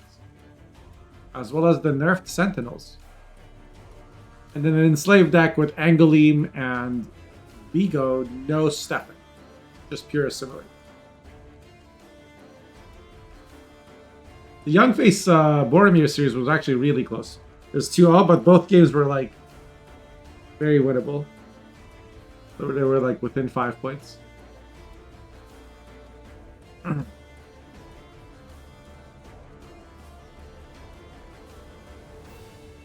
players are now doing their bans, and I will be right back.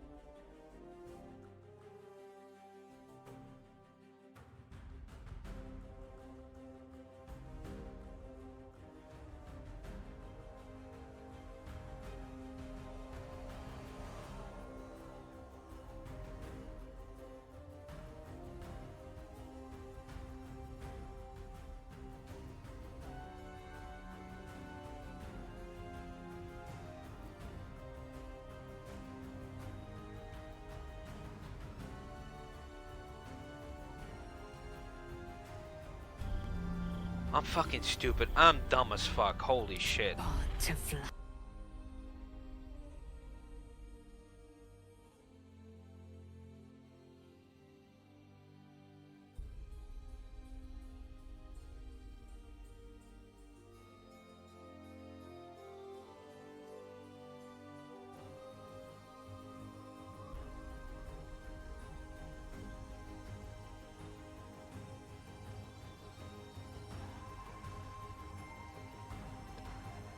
All right, let's go.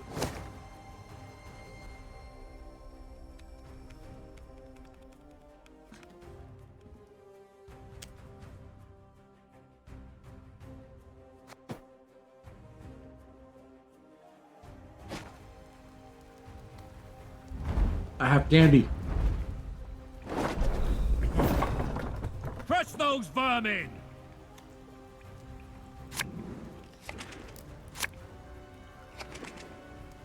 So Inspires the was banned and Assimilate was banned.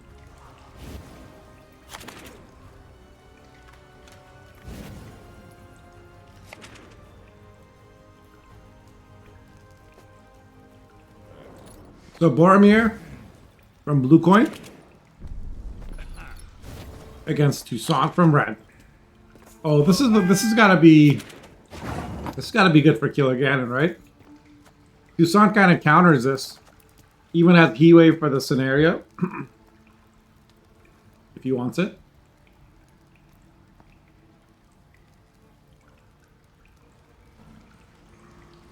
Yeah, can we get some Gamba?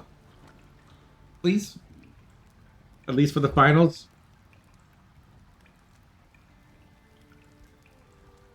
I wish I had some mods in the chat. Long live, etc., etc.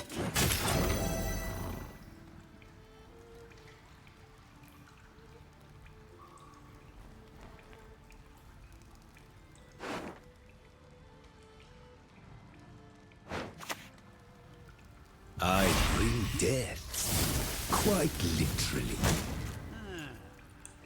The Blightmaker answers the Redanian Knight. That's cute. Wonder if maybe Boromir could have played around that. It doesn't look like it based on what it's on the board. But that still sucks to lose an engine like that.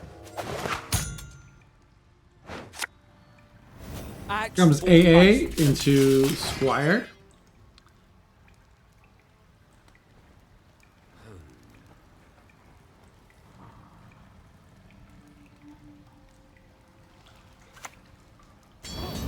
We see Buhurt from Killer Ganon.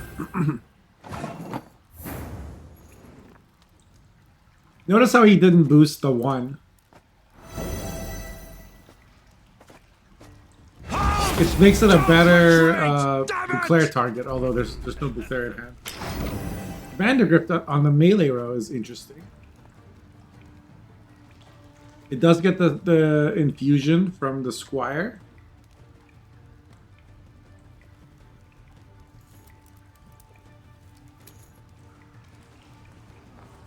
Thing is, yeah, Killigan can just boost it. I was gonna say, and trigger the Grace, so that it won't carry over to round 3. At the end of this turn, because it has the infusion, it's gonna proc.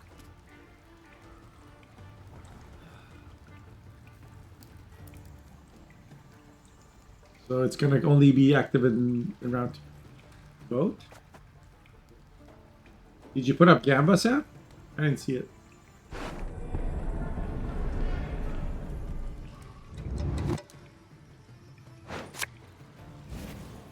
Yeah, I didn't see an announcement. I didn't see...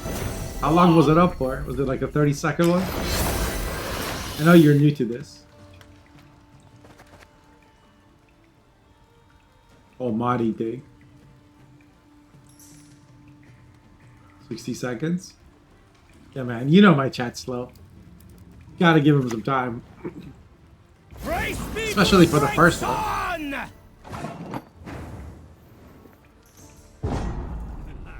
So Boromir just ends up passing.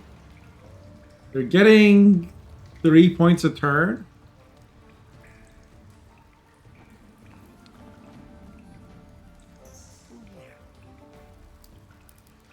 It's actually not easy for Ganon to catch. He's gonna have to play Ivar or something. I don't think he wants to Heat Wave.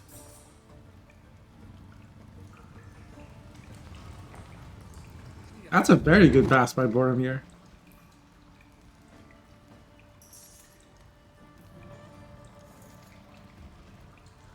Oh no. But Killigan should just play 2 cards, yeah. And go for the long round. Or use a leader charge, apparently. Why? Why do we need to...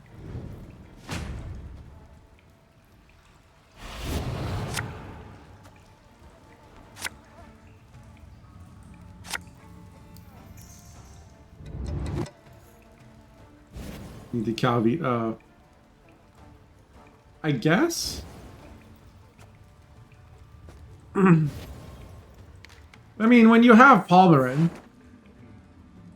like, even if you didn't play Calvi, Palmerin would get you Beauclair. I shall not repeat Emir's mistakes. The safer way. Sintra!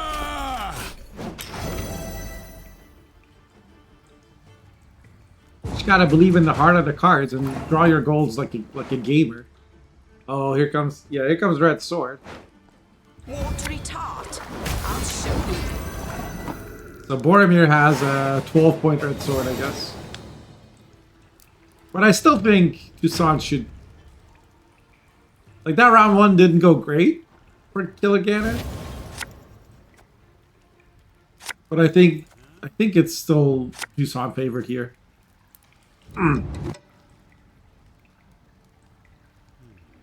Lightmaker gets mulligan to grab Sangreal. The problem now, though, is the top card is... Top unit is... Could be Mage... No. Could be Mage's Assassin, yeah.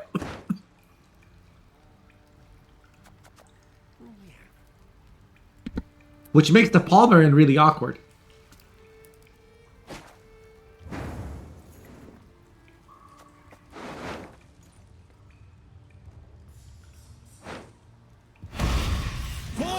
Like, I might have just mulliganed the Palmerin instead of the Blightmaker.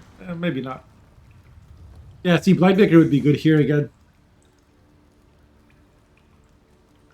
I think as Ganon, you have to play Ale, right?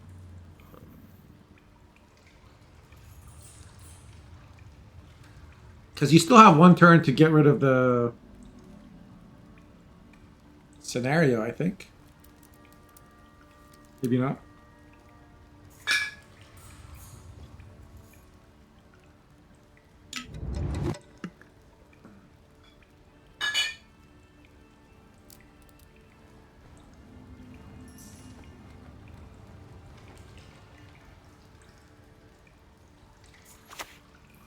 Here comes the ale. Will he click it? He will. Now Boromir can use this chance to play Damsel or Maiden's Shield. Longsword, backsword. Decides not to. Arming sword, bastard sword.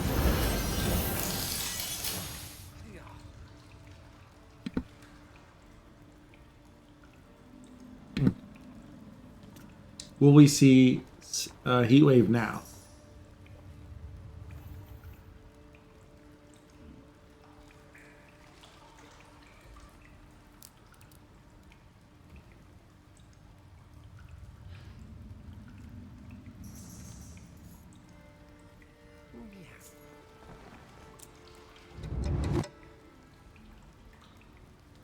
You don't Heatwave, it means you're trying to... Oh, because this just like spreads out a lot of points. I think you still need to... Oh, wow. So Ganon chooses not to Heatwave. It's gonna save the Heatwave for just as a tall punish. I'm not sure if I like that.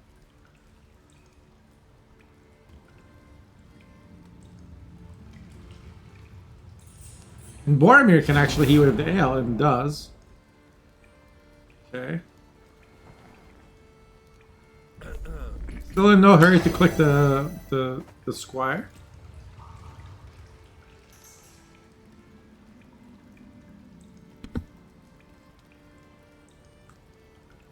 Kill again and still has a chance. Could change their mind now and Heatwave the scenario, but decides to play Milton instead.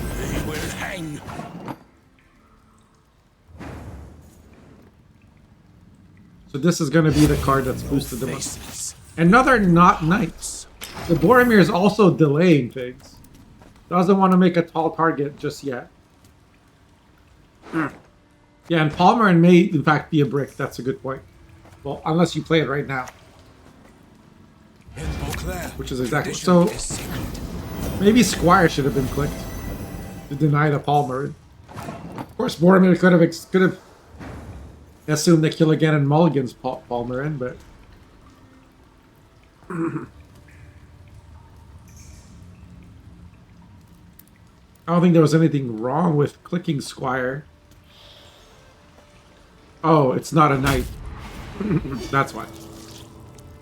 Onward, sons of Nilfgaard! There's Red Sword Calvi. Again, just stalling.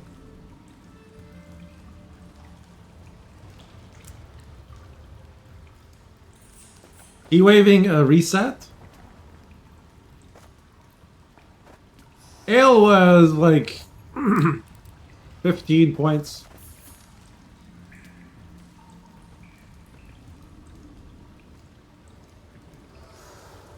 On the Beauclair's deploy, so I think it's fine to Heatwave Ale. Boromir's strategy seems to be to like not front load points, just get all the points in as late as possible.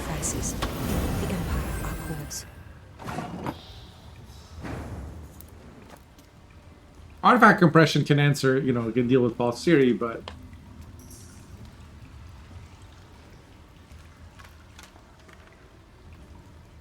I'm surprised that Killer Ganon boosted the Milton because now it's a better artifact compression target.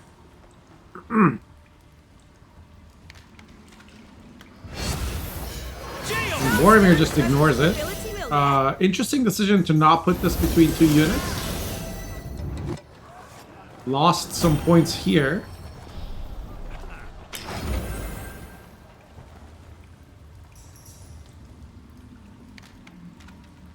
Gonna see Sangreal now, surely.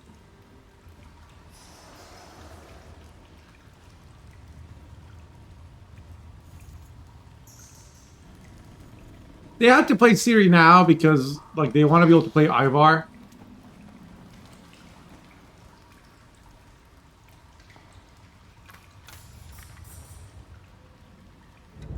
On the turn that you might normally want to play Ciri. Oh, interesting. Sangreal on the Maiden's Shield. And clicking Milton. But why click Milton now? Why not wait for the Giab? It would have been more points.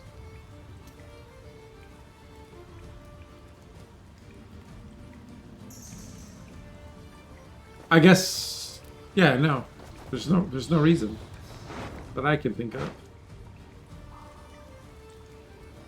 Like, if it gets locked, it's going to be with artifact compression, which means it doesn't matter if you clicked it or not. What's Oniromancy going to be? The Knight Errant, probably? Or a damned Sork?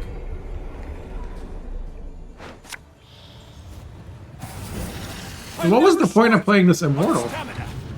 Kinda did nothing this game.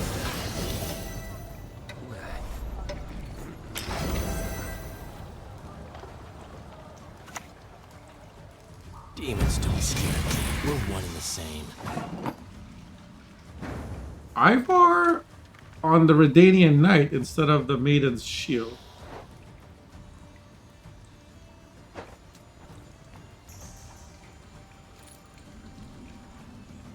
Because this is going to get declared? Or Guillaumed? I don't know. I'm getting a little lost. This is the Knight versus Knight matchup. That's true. For the Queen!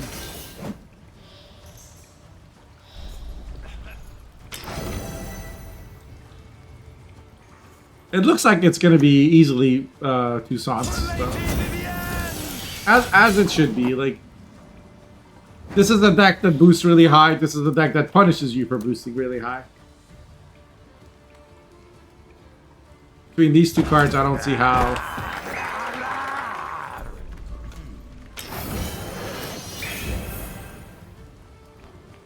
I don't see how Killer Ganon loses this.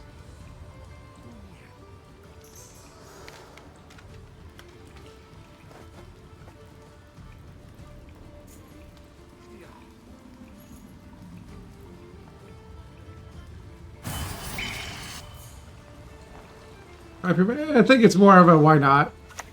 Doesn't make a difference. 43 points on deploy with full clear. There's the artifact compression.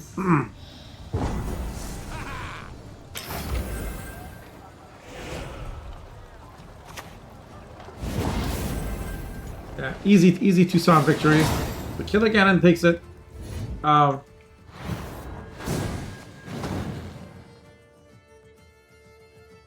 Nilfgaard needs nerfs. I think that's just a counter matchup. Like you're I think you're always supposed to beat knights with knights. Yeah. Well, no, there is a way to lose it. The way to lose it is the NR player shouldn't pass round 1 and should bleed.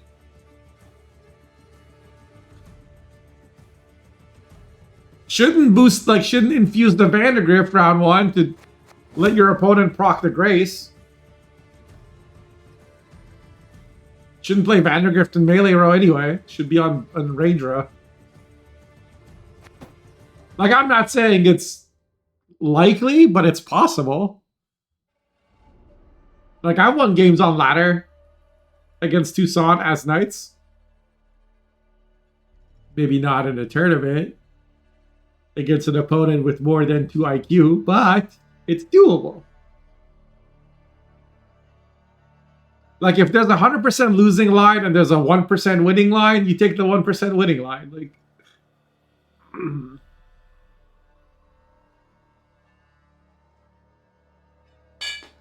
kind of silly to go long round against Toussaint, I feel.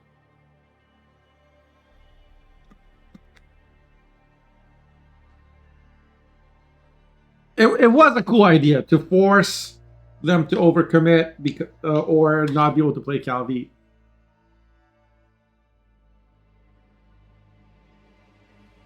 Yeah, that's how I feel, Togilo. Like, at least that's what I would have gone for. I don't know. Like, I can see Boromir's reasoning. The point gap was so big that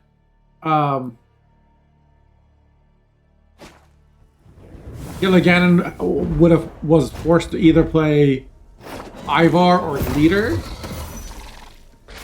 but I don't think that's enough. Allows you to put a lousy connection. Okay, but it is a little bit more than that. Like, knights can beat anything if they bleed. Especially against a deck that can't kill Bronwyn right there. And G can afford making mistakes and still fine. In that matchup, yes. That matchup is not a fair matchup. But there's a lot of unfair matchups for Toussaint the other way, too.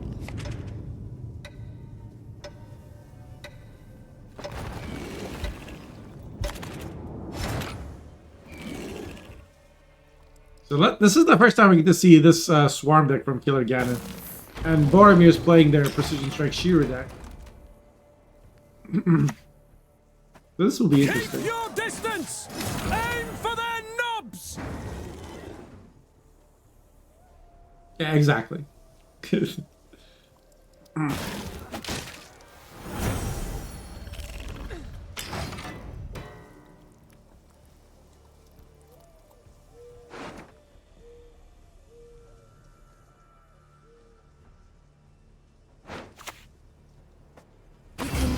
You can hide, but I'm gonna get you.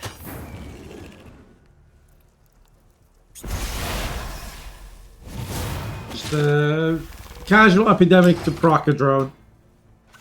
And he gets offering. That was bound to happen. Is this a beast? No, it's a relic. This is a insectoid. There's no tall punish in this Shearer deck.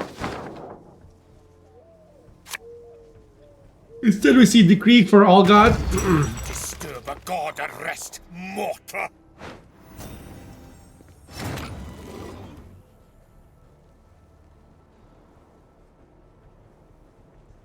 I feel like Ganon's hand is getting a little awkward. But I think you can still play Spontaneous Evo right here. And the Griffin after that. Instead we see Hive Mind. That's questionable to me.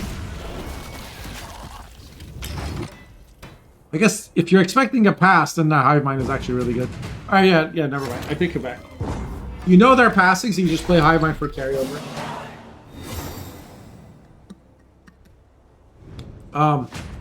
What's the sequence? It's actually Kikimor Warrior next. So it's going to be leader into Kikimor Warrior, and then you Evo it. Get it to 9 power and make it unkillable. Then next turn, Illusionist. Okay, that's a pretty good start. Hi, Dundee. Welcome to the finals of weekly number 129. Rawr. Ooh, double Kikimor. That's another option as well. You can only operate one of them.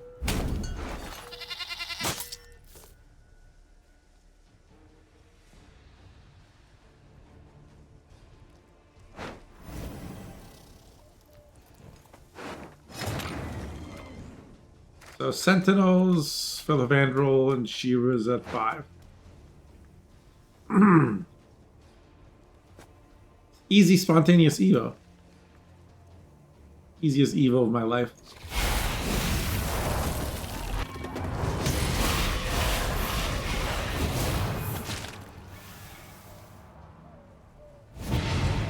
Why are we getting, what are we doing?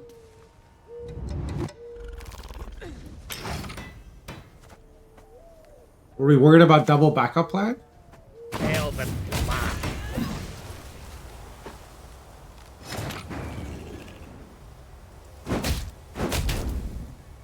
Should see Griffin here at least. Yep. 23-0.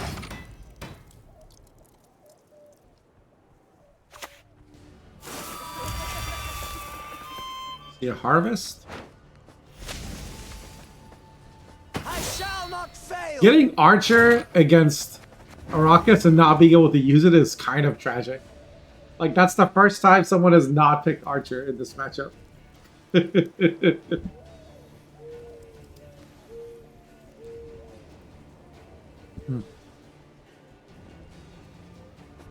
What's Simless doing right now?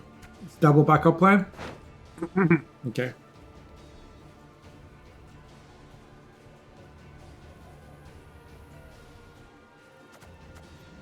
There's still one more in Hive Mind.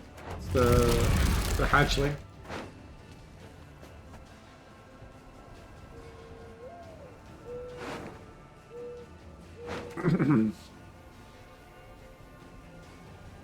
This is the first one hero, yeah.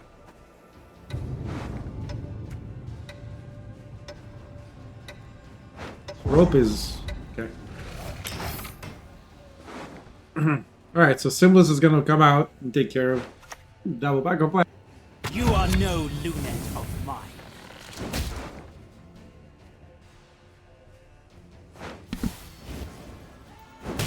Might have to full leader also.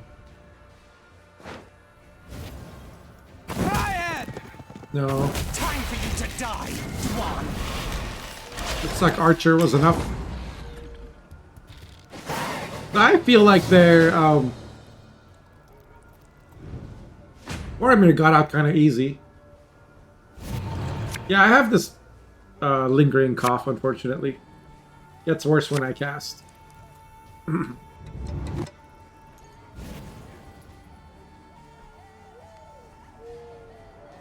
Not much I can do about it.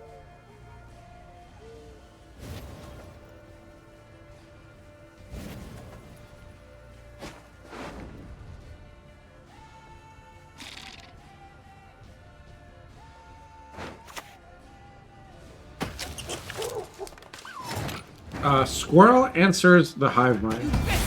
Right. No, answered the griffin.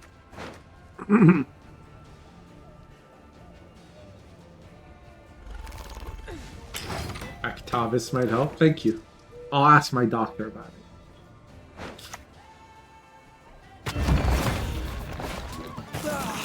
My frills droop at the worst times.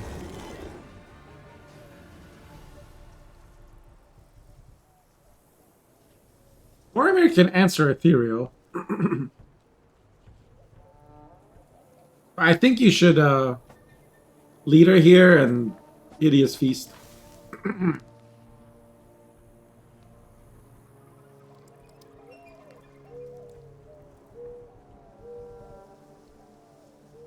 least that's what I would do. Or just hideous feast. Hideous feast by itself will do it.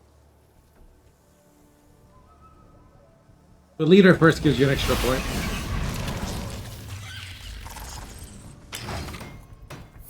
Maybe not. Yes. Never ever. I think it would have done it. I'm not 100% sure, but I think it would have worked. Arendite is sitting at 12. There's a 50% chance that it goes to the illusionist, which means you would be wasting 5 points. But you could leader and then Arendite. Miner is really valuable for a Shiro deck because it can help them set up a good Shiro.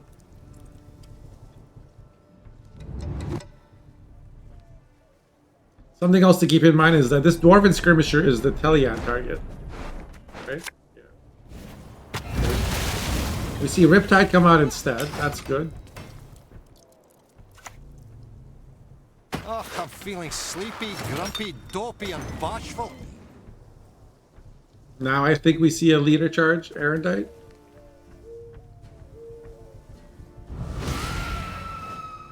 Nope, just the Hideous Feast.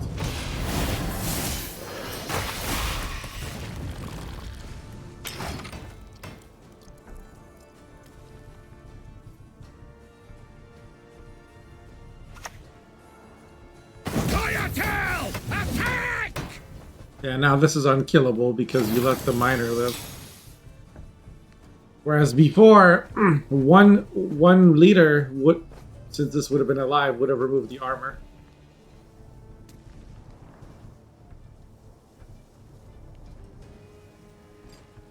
I think that was a mistake, letting this live.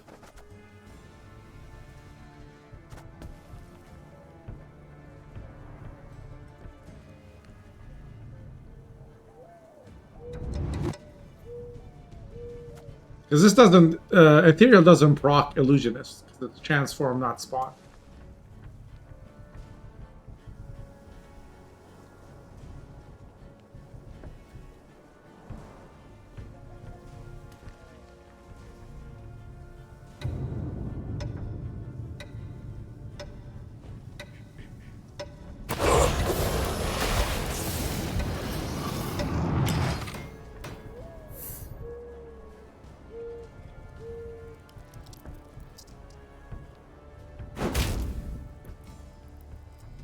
Oh, takes out the Illusionist and leaves the... Okay, leaves the Ethereal because he's planning to Shiru 5s.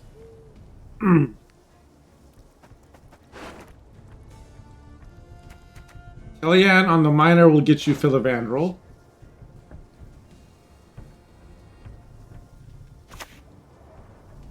I repeat, we are not taking souvenirs. Is it going to be Waters or Nova Justice? It could be Nova Justice. Yeah, Nova Justice is actually a lot of points. Get out, you baldy-faced baby. Wow.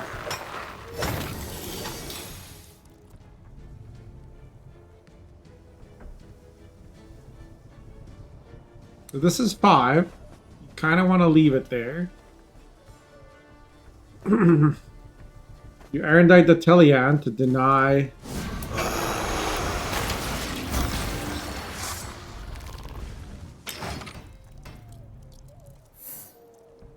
Killigan didn't click the hatchling because they know she was going to be on 5s.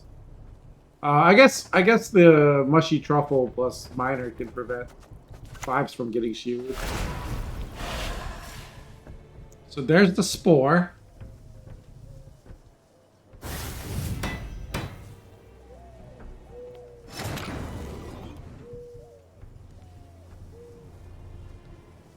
You know, Is it a heat wave on truffle? Is that the answer?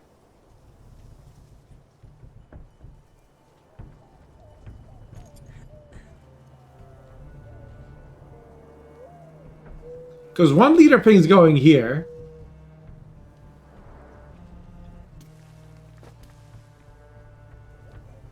It's very smart of Killigan to not click this, by the way. Because then 6. But okay, the truffle is gonna boost these 2 5s to enable the Shearer to kill 5s. But now if he tries to Shearer 5s, he's gonna kill his own 10 units. So that's really an 11.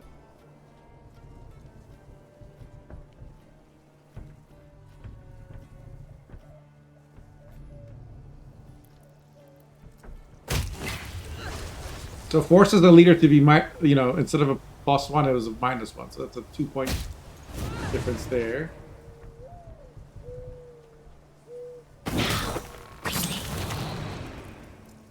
What do you want? 36. That's still... Looks like that's still enough points for Boromir to get out.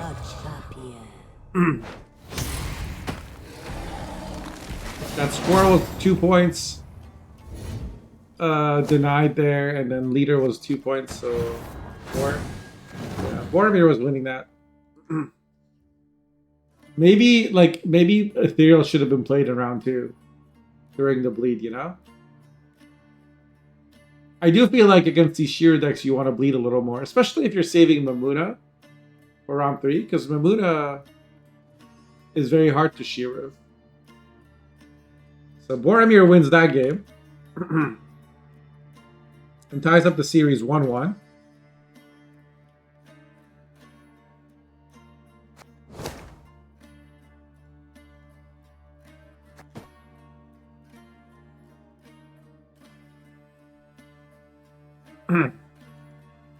So Precision Strike and Tucson Knights are out. Boromir is going to be on blue coin. Are we going to see another attempt at Knights? I would say that's likely. Since Ogreites kind of prefer red coin, they're fine on blue, but King Crumb decks love red coin.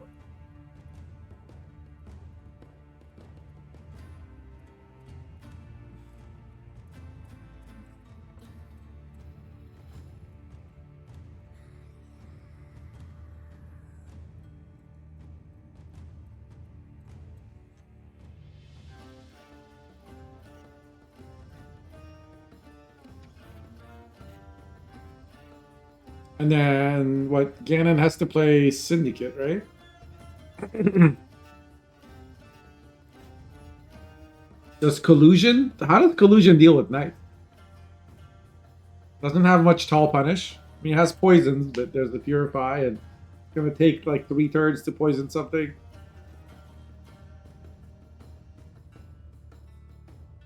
Plus, like, the tempo is kind of slow.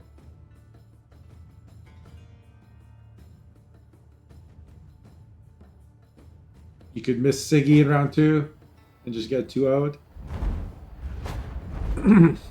It is Knights versus Pirates Go, as predicted. But it will be interesting to see how Killer Ganon deals with it.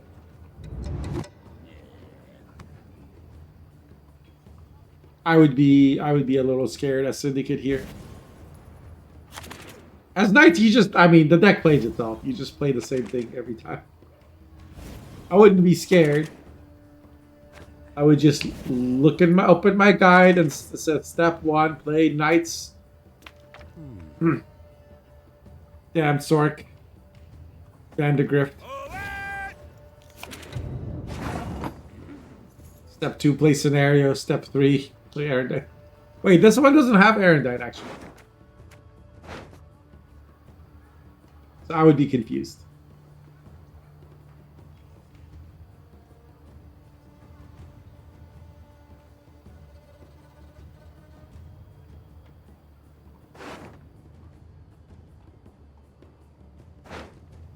Watery tart.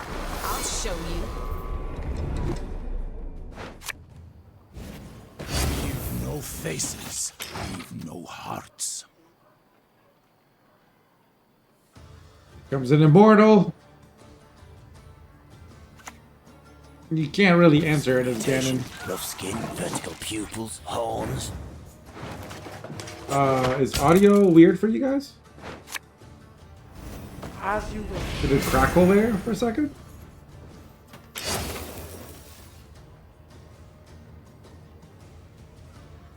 That was odd.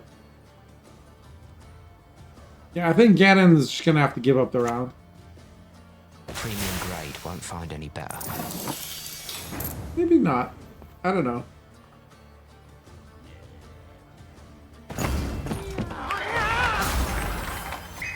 We see Kudkadak come down.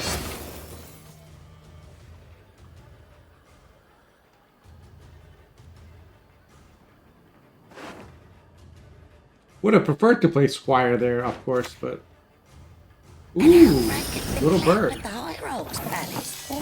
That's gonna get red sorted instantly. Yep.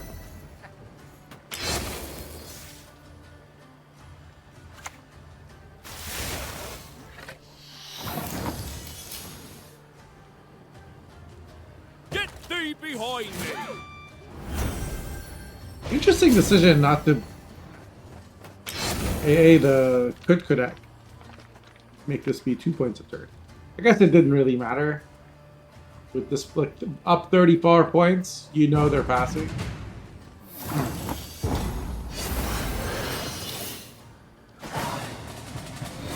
Because even a poison is just 19 points.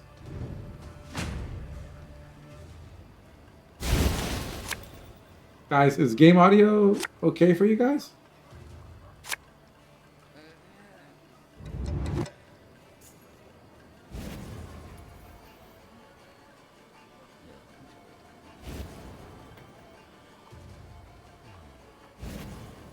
Fine for you? Okay, thank you, Kopepe. Weird. Guess it was on my end. Weird. Alright, so this is step 2, play scenario. Color by numbers deck continues marching forward.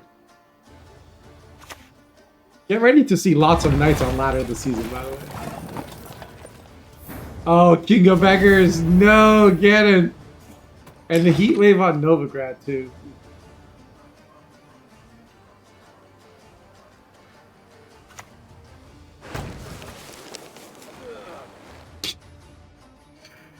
I mean, yeah. Maybe there'll be an eavesdrop, right? From Shady Vendor. The eternal fire guides. The eternal fire Opium. protects. Stupid card. How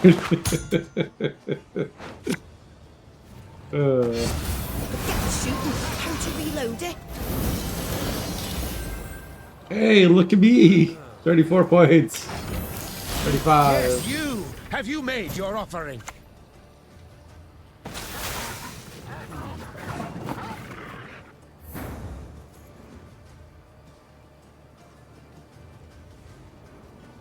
Beetle can smell the cob in Gannon's hand. I mean, everything Beetle's done so far is exactly what you would do, regardless. Born, my lord is mighty.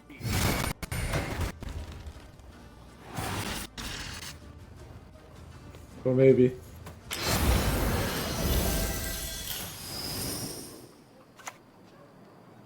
Martys takes purest tears, purest in all mankind.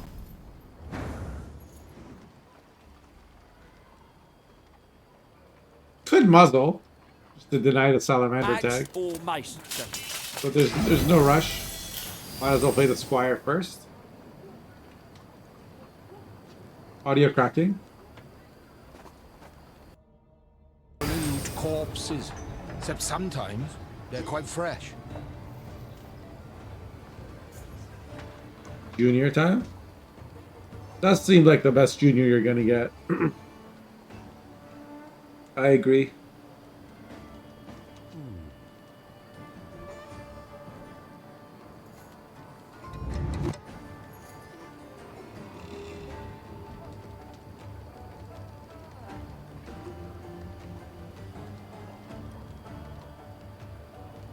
The problem is gonna come when Boromir passes. Which I think is going to happen after playing the muzzle. Man's got Those for ranger. if you've got the coin. And he's going to yoink. Okay, that's a good yoink. Long live the king!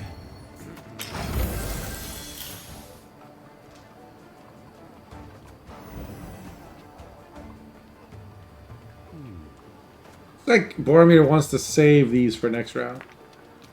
To deny bodies.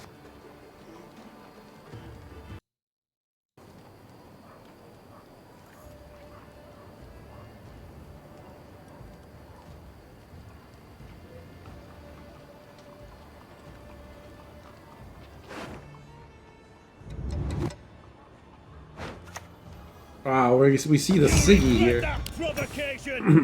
This figures there's the next round's gonna be so short it won't matter. Only one of us will still stand by the end of the day. That is enough points to get ahead.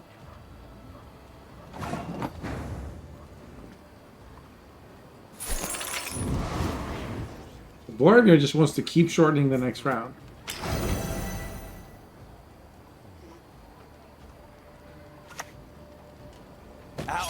metal into the cauldron. Surely Ganon spends here, right? Oh, I guess he doesn't have enough coins. He would have to lead her to get ahead. Chooses not to. Yeah, and Boromir knows there's a King of Beggars, so they're doing the math. They're saying, what is the last card? And given that it's like, if I play 10 point and there's a lead, like Boromir's doing the math on whether they can 2-0.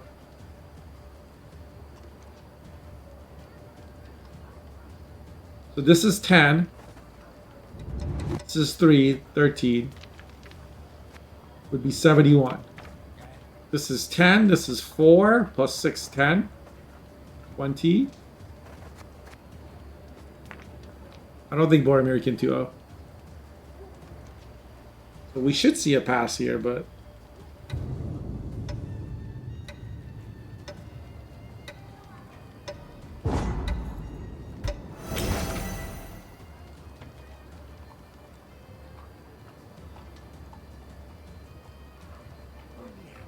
It's just going to be Junior now, and then King of Beggars goes back in the deck for Jacques and Shady Vendor in an ideal world.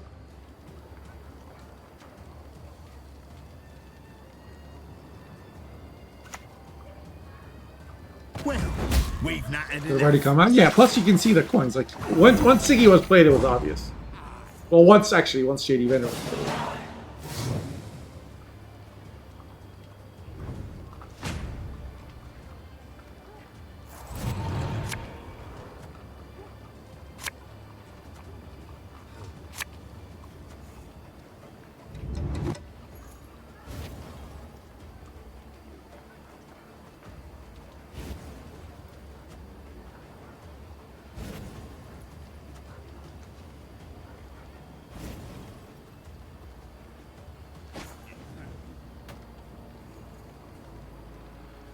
So there's Jacques and Shady Vendor and Little Bird.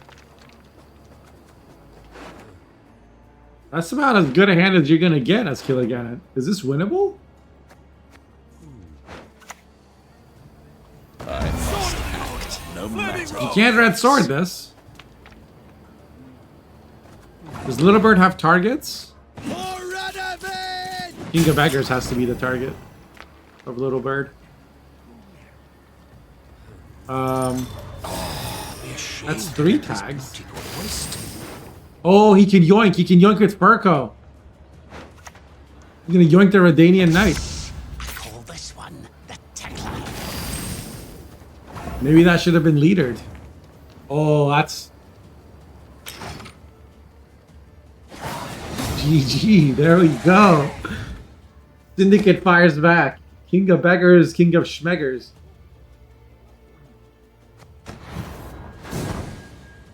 If Boromir's hand was a little bit better round 2, it could have been a 2-0, but they were just like 8 points short of a 2-0. Wonder if sequencing could have done something. Outgooned.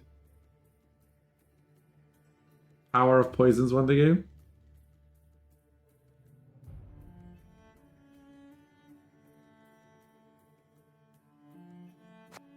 Power of Tall Punish against the Tall deck. Maybe.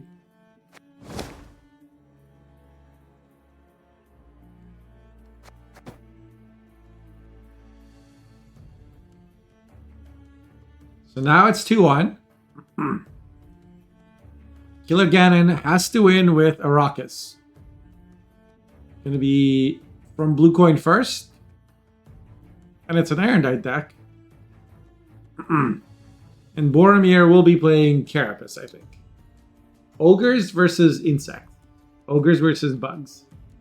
Who will win?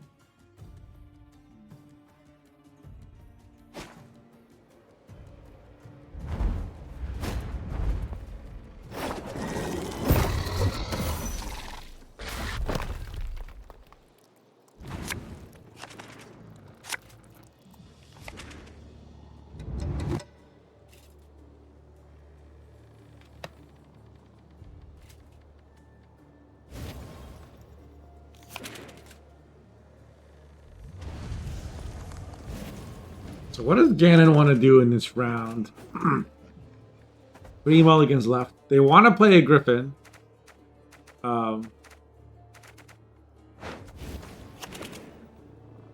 want to play Wallhound Riders.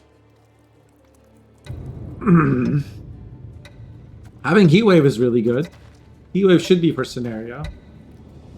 Mulligan the Spore. They do have Whispers. Mulligan Parasite. He gets the Griffin. Okay.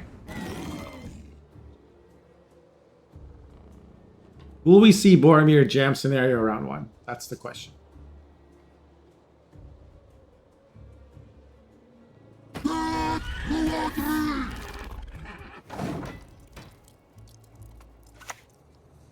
Wallhound Riders is the opener. And we do see scenario.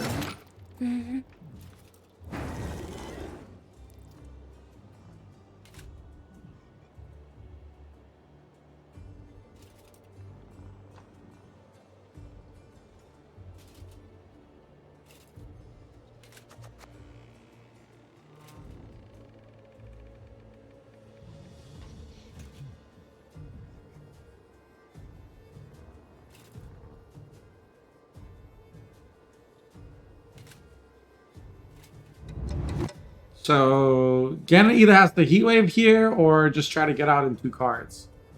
Getting out in 2 cards would, I think, require playing Riptide.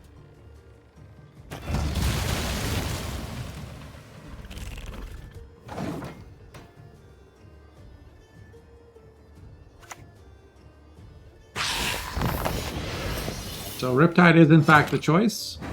Neckers is the follow-up. There's Fiend. I think you click your TA. I hope you get out in 1 card. Now. Oh. What is Oniromancy for here?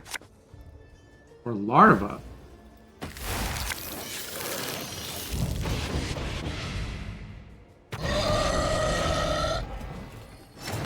But not using a leader charge to get ahead. Seems very sus to me. I mean, I guess Boromir's fine here. Like, they're perfectly happy to play another Ice Giant, but I feel like you played scenario, you wanna, like, I think 1 leader charge is worth it to keep them from getting out, you know? Like, the longer that round goes, the better it is for Boromir. So to me, that's a misplay.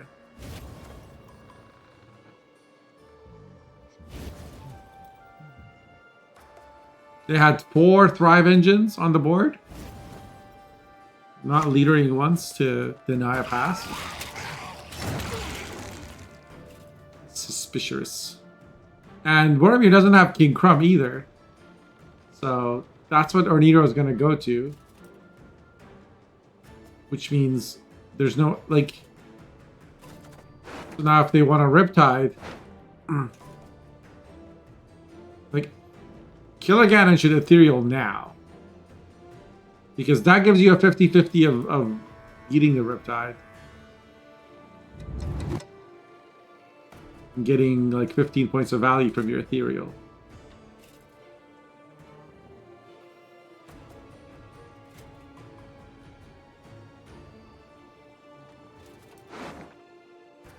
Instead it's going to be Hive Mind, it looks like.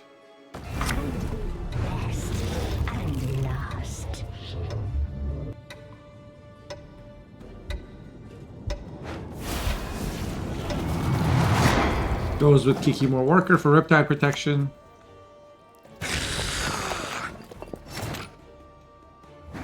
But now Cyclops can answer whatever threats need be to be answered. There's a 6 and a 7 on the board. Which plays a Griffin. Starts boosting Erendite, maybe expecting Boromir to pass, but Boromir's not passing. Here comes a Goliath. And Ganon now can't get ahead with... Oh, can they?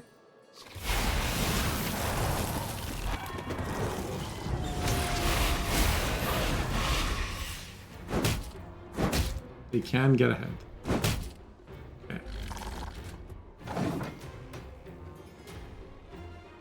And Ethereal currently is safe from a Cyclops. The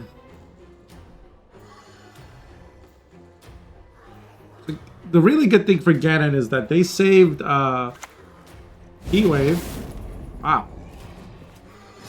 If Heatwave now one did lose out even, and now they have Heatwave to deal with King Crumb.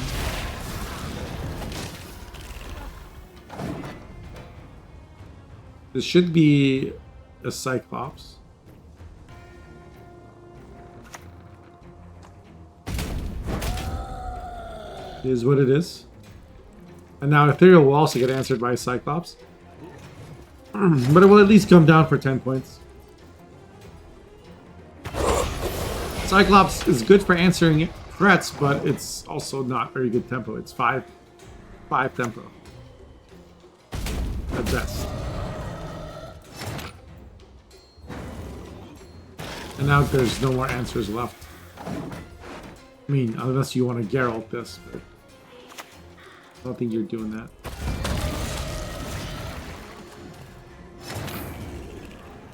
Jotun comes down, and now it's 39 to 29. We see Oniromancy. The Spore. Okay, that was a good. That was a good amount of points. Ganon is saving Mamuna for round 3. Looks.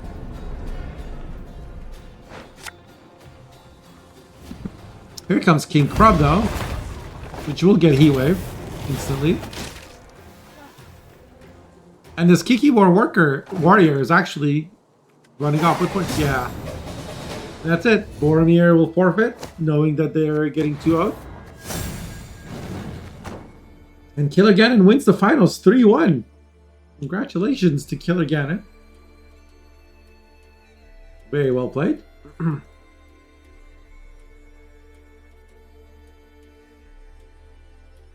I want to thank everybody for participating. I hope you guys enjoyed the show. Goodbye, YouTube.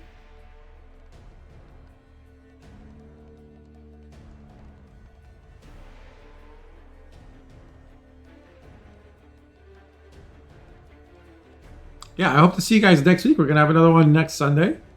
So looking forward to seeing you all there. I want to find someone to raid. And then go cough my lungs out. Oh, Faja's on. Alright. Wait, no.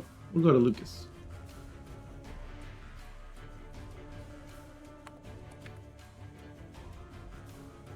He just went live, it looks like. Go say hello. Looks like he's playing some Shoop. Hope you all have a great weekend. And I hope to see you next time. Cheers.